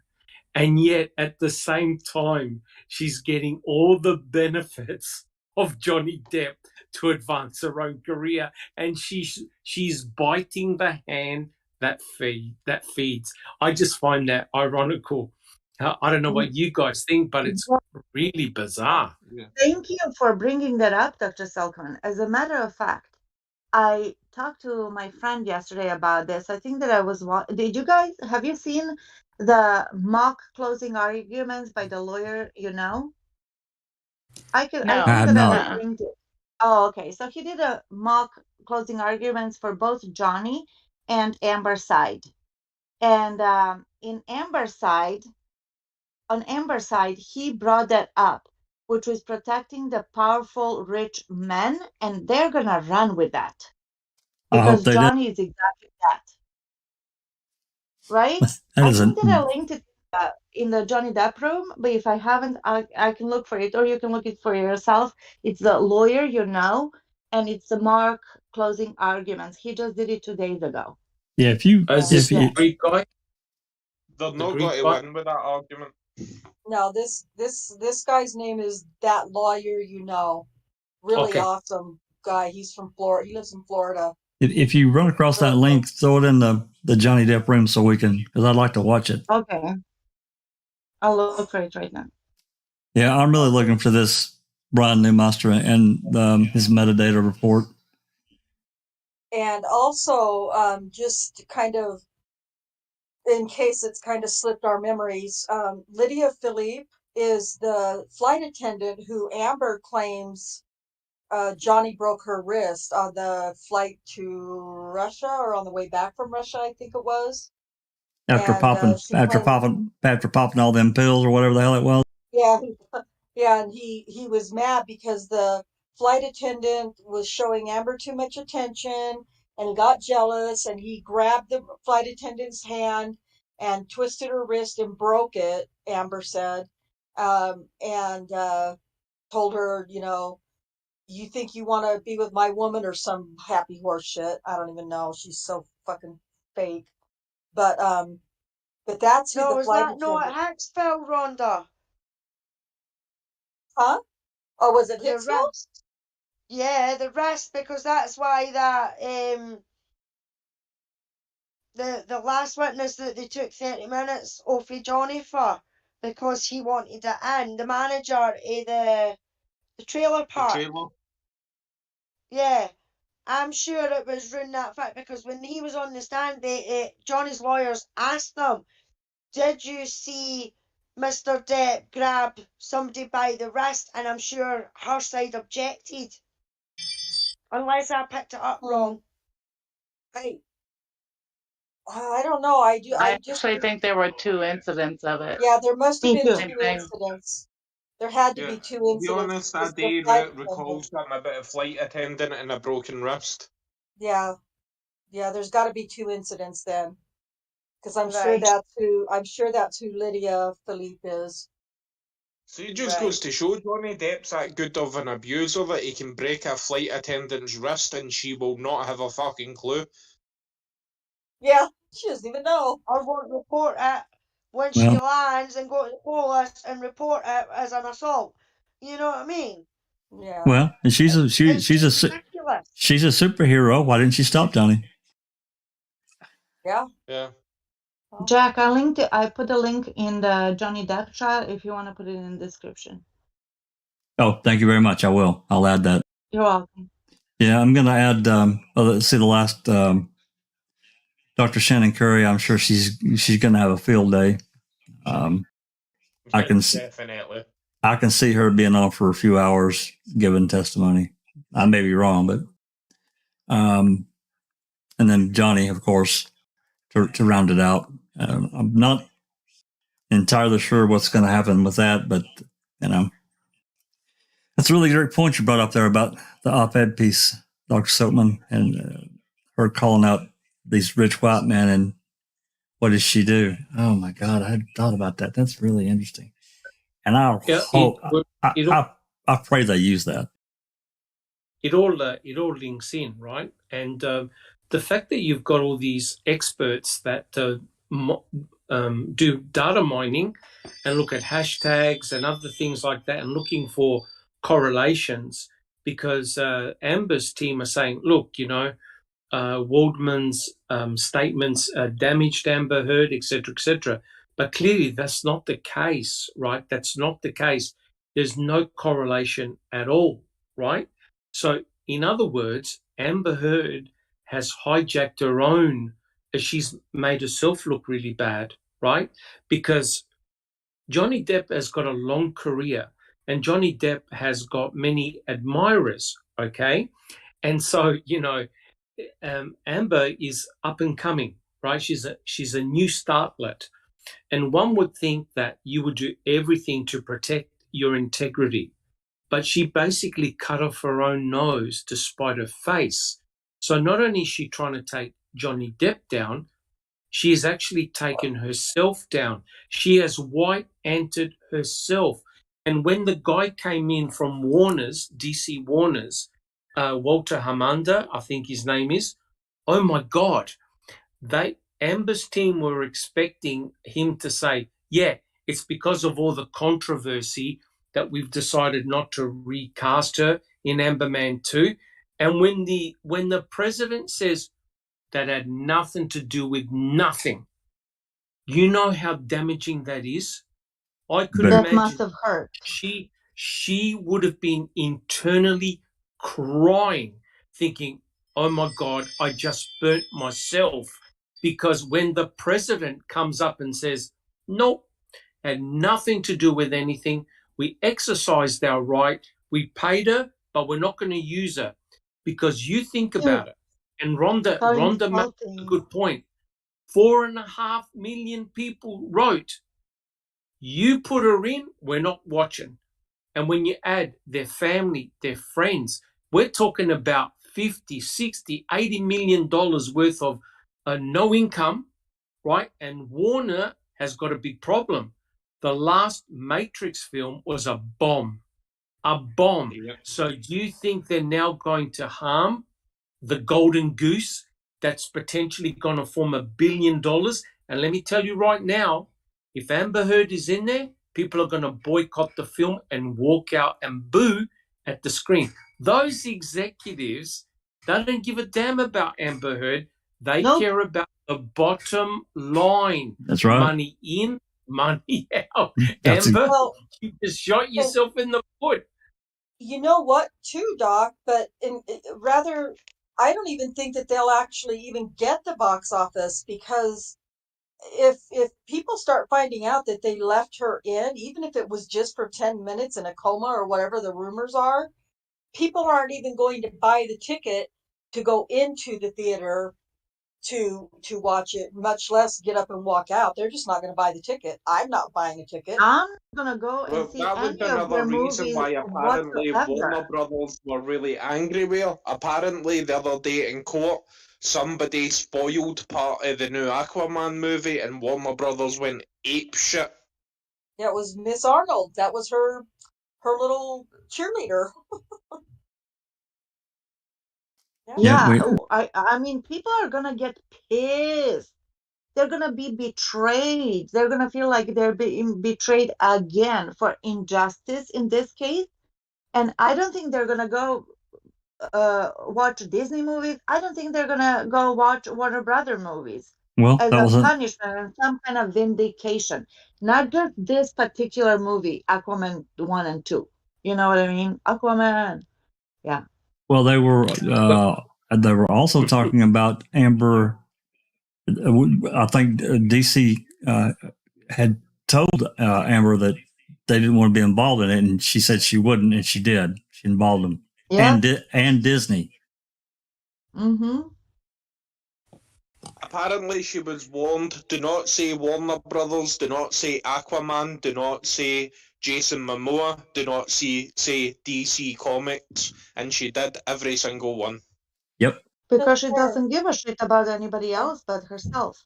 And she's so short-sighted that she couldn't see the implications, for her own future, not their future, own future. Mm-hmm. Yep. All right. Jamie Hart's in the chat. Hey. What's up, Blossom Play? What about a jar of cocaine, though, Jamie? It was a vintage jar of cocaine. Yeah. Yeah, it was a vintage jar. It's not enough that it's cocaine, but it has to be a jar. And then that's not enough, then it has to be a vintage jar. You know what I mean? It's just never enough. Everything is just so overinflated and flowery, just like Dr. Curry said it would be. Just so much detail. Oh God, she's just a sick woman. So sick. Yeah. I can't mind. I was watching a program once. I'm trying to remember what the name of the psychiatrist was. But he's saying that if somebody's lying, they tend to embellish things. Like they'll say, oh, I never stole that money. You know me. I would never do that. I give away more money than anything. Whereas somebody being truthful will just turn around and say, no, I did not steal that. That's it. Right. Exactly. Yeah. The more If the you're telling details, the truth, bigger the it's a lie. matter of fact. You embellished a lot. And we can't forget about, we're a few weeks at the beginning of the trial. All the issues that were started by her girlfriend, friend, whatever, E. Barlow. Can't forget about that. Oh God. Oh. And we can't forget about the fake crying. What was that? It's terrible. Yeah, that It was. Yeah, that. So that cannot. No wonder she can't get any major acting roles. It's got nothing to do with this trial. Exactly. She did it herself. What's that, Doc? She's You got a not comment? a good actor. I was going to say, just really my final comment is really the summation. The closing statement is going to be the most crucial piece on the trial, because the Johnny Depp's team has to bring out the shopping list and prove. Remember what the judge said. You've got to prove that what the case is all about, defamation. You've got to stick to the facts, because anything else, it's going to be disregarded. So it's very important. The closing statement has to bring out the shopping list to prove their case, right? Okay. And if both sides have to put their best foot forward, or there's going to be big trouble for both of them. Okay, Absolutely. And another thing is, we have learned that opening and closing statements are not evidence. Right. So No, imagine how you're selling low, your story. You're selling your story. Yeah. Imagine how Open and low closing Amber's side is statements going to tend to be appeals to emotion, really. Yes. I'm gonna Convincing. I'm going to go down the list before we get out of here. Who do you think's going to close for Johnny's side? Who do you think's going to close for Amber's side? Alice.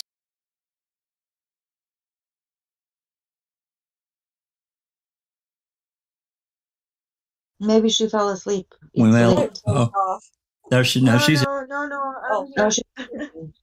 I'm here. As far as I'm aware, it's Camille and Ben that's closing for Johnny. What about for Amber? Amber, I think it's Elaine and Rotten Arse. You think they'll split it? Yeah.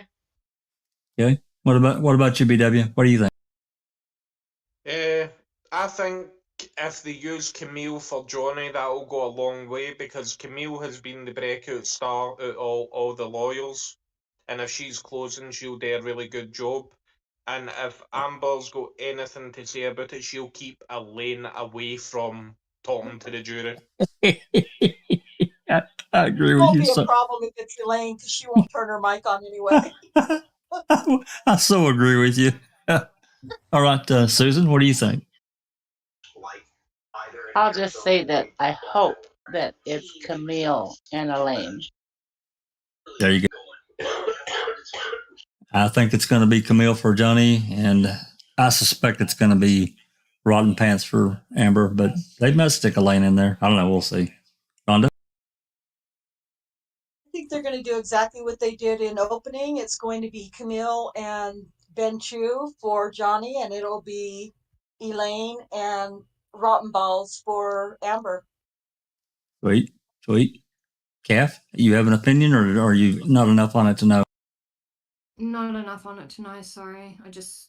That's okay. No. That's all But, right. I understand. Just a waste of money, people's time, and it's probably caused more stress to them in court than what it would have done if they hadn't gone to court. So it's just waste of everyone's time and a lot of money that could have done good for a lot of other people.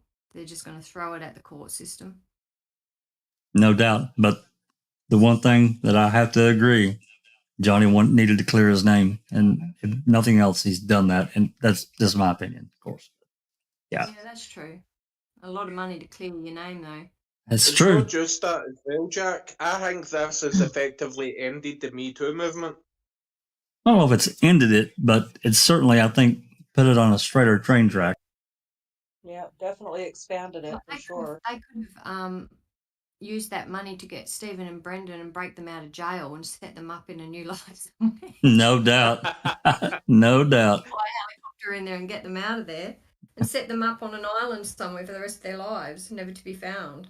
Absolutely. Okay, Neverly, what do you think? That is going to definitely Camille and Ben, and I don't think that Elaine can help herself and stay quiet with or without the microphone. I will be watching Friday, though. Absolutely. Doc, final thoughts? I think it'll be, well, look, the smart money is to use women. That's the smart money.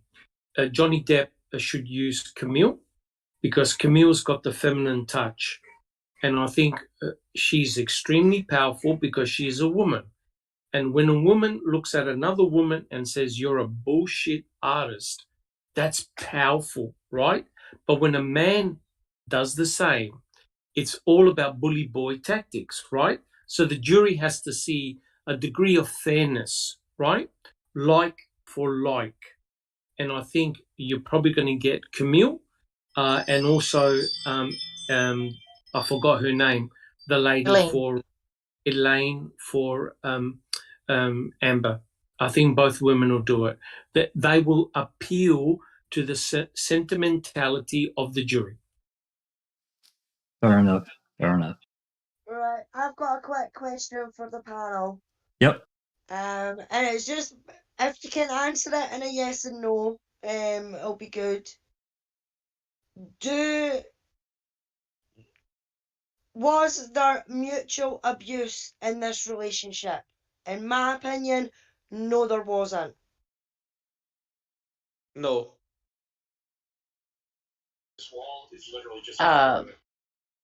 Simple answer, yes.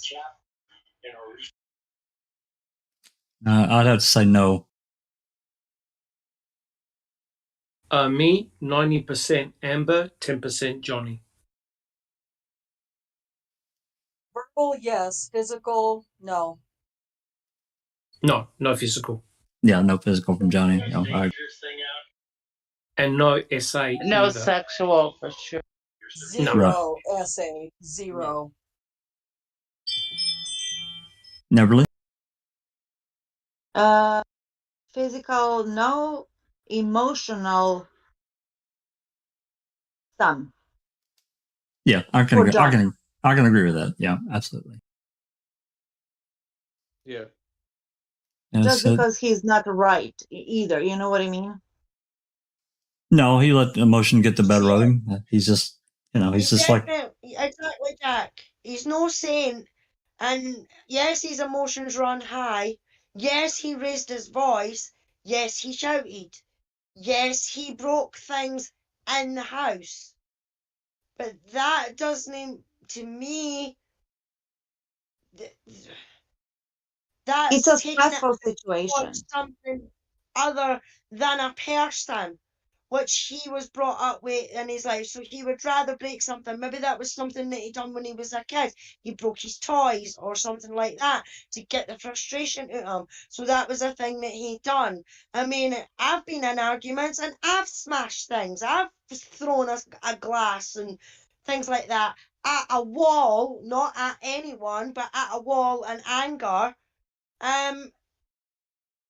But that's just me. In my opinion, there was no mutual abuse from Johnny's side. It was, in my opinion, it's all Amber. She's the one that's been violent. She's the one that's aggressive. She's the one that belittles him. He's the one that there's actual evidence of abuse. I think she instigated actual evidence of abuse on him. I think she instigated the bulk of it. Yes, I think if he did push or shove her or maybe slap her in response to her slap or something like that, I think that's She drove him to it if it did in fact happen. Jamie said, Even if Absolutely. the genders were reversed and Johnny Depp was a woman being pushed like that, would people still think it was like 10% or mutual abuse? Well, y- the only reason I'm I don't saying care. yes is because that's a very unhealthy situation, even if somebody is breaking their own toys, their own cabinets, and whatnot. It's a stressful situation. The fact that she was sick in her head and didn't leave him if he was abusing him like she claims he did, that's the sick part too. You know what I mean? And it's sick that Yeah. he didn't leave her either. So it's But an unhealthy situation. Neverly, that's a brilliant point, because the jury will see this as paradoxal. As an abuse victim, she actually put herself in harm's way. Instead of avoiding harm, she actually was initiating violence towards her. So, what Amber was doing was counterintuitive. If you're a victim of abuse, you want to go away from that abuse. You don't want to put yourself in a dangerous situation whereby your abuser can potentially kill you, that's right? right. So Yeah. it Or made buy no him a knife. correct. It made no sense at all. Paradoxal behavior. Yep, I agree. Jamie had said something good, or he said Johnny was being reactive, and I agree with that. He was being reactive. Oh, Absolutely. To absolutely. be honest, Johnny Depp is an amazing human being, because most men in the world, if they were pushed like that, would have turned round and put Amber Heard through a wall. Yep. A lot of men would, no doubt about it. And I don't know what else she went through as a child. I mean, it's not like she has a pretty abusive father. I don't know about the mom, but I don't know what they witnessed, and I didn't know about the older sister. That's really news to me. That would be interesting Yeah, I if didn't actually know about the older sister either. to find out a little bit more about that. It would be interesting if there's anything out there that she said that. Well, go ahead. I think that he is just guilty of staying in that relationship way longer or getting into it or not getting out of it once he figured out. But once he woke up, which he did wake up, it was just like, boom, oh my God, you don't even exist. You're a made up thing in my head. That's when he woke up. And then he was done. Well, yeah, finally, after his, But he it's could like have that. been dead. It's like that. He That could bit. have been. Oh, absolutely. It's like that visit. She came to the penthouse, and the TRO was in effect, and she wanted to hug him and touch him. He's like, why would I want to do that after what you've done? I've given you everything, and you're still not happy. Exactly. Yeah. Yep. All righty. We're go ahead. I just kind of wanted to. I want to say something. So yes, Amber, you guys know how I feel. I know that she's the absolute aggressor in every way, shape, and form. Um, the only reason that I say verbally for both is because, first of all, Johnny admitted on the stand that he had said some horrible things to her and about her. He admitted that when he was giving his testimony. And he did. And there is evidence of that in text messages and emails or whatever, and conversations. So there's evidence that he said some really ugly, horrible things to her and about her. Now, this is the reason that I have to try to say or try to put myself in the mindset that he was verbally abusive or verbally aggressive or violent or whatever you want to call it, because reverse those roles. If it was a female in Johnny's place and a male in Amber's place, we would be saying the same thing. We would be saying, um, you know, I kind of can't get my head around now but if it were reversed, we would be giving the female the same benefit of the doubt, that benefit of the Absolutely. doubt. Absolutely. So that's the only reason that I say that it was, that he was also verbally abusive. I don't believe he ever laid a hand on her in any way, shape, or form, other than the time when he talked about the accidental headbutt when he was trying to restrain her because she was punching and kicking at him. Well, she attacked him from behind, and he trying to. Yeah. She attacked him from behind, and so. And she flung her head, and of course it butted him in the face. That is the only thing that I believe that happened physically from his side. But I'm trying to be careful to. My support is 100% behind Johnny, but no matter what the reasoning is, it is not. It's hard to say about Amber because she's so over the top to any other female I could say it about, but it is hearing those kinds of ugly, horrible things will be considered abusive by most people. And maybe I don't think it damaged her, if that makes any sense. I don't think Amber's been damaged by anybody ever because she doesn't allow that. That's just not going to happen. She owns and manipulates every situation that she's in. Other than herself, she's definitely damaged herself. Oh, she's damaged good herself, sure, absolutely. But I just personally want to be careful that I'm not just, giving Johnny a pass at the verbal comments and the verbal ugly things that he said, and especially when he's admitted that himself. But it was a toxic situation. It was a toxic situation, and this is what happens in a toxic environment. I know. I don't 50-50, He's saying all these things, throwing stuff at him, hitting him, you need to leave. But it's not that easy. We know that it's not. So nobody's blaming Johnny. Whatever he was doing, he was trying to protect himself. In a good way or a bad way, it was ineffective. It was unhealthy. Hence self-sabotage, hence self-destruction. He is a broken man too, but he's not violent. Absolutely. I can only hope. I think somebody said it earlier that he could just stow away to an island somewhere and just fix himself, because I don't give a shit about Amber fixing herself. As a human, I do, because she's just going to continue to damage and devastate other people's lives. But Johnny needs to heal, and it's going to be a lifetime of healing for him. Yep. A lifetime. After this, no doubt. Yeah. Plus his addiction. Right. See, if you look at the outcomes of what's came out in this as well, Johnny's got a case where every woman in the world just want to grab him and hug him and be with him, and Amber's in a case where every man in the world wouldn't want to touch her with a barge pole. Not with a 6-foot pole. Exactly. Different dynamics. Yes, I was going to say, and I've been looking at a lot of the chats of a lot of these people that have done analysis of the case.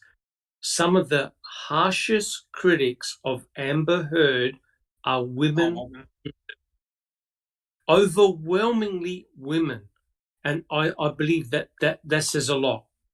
Yeah, absolutely. It does.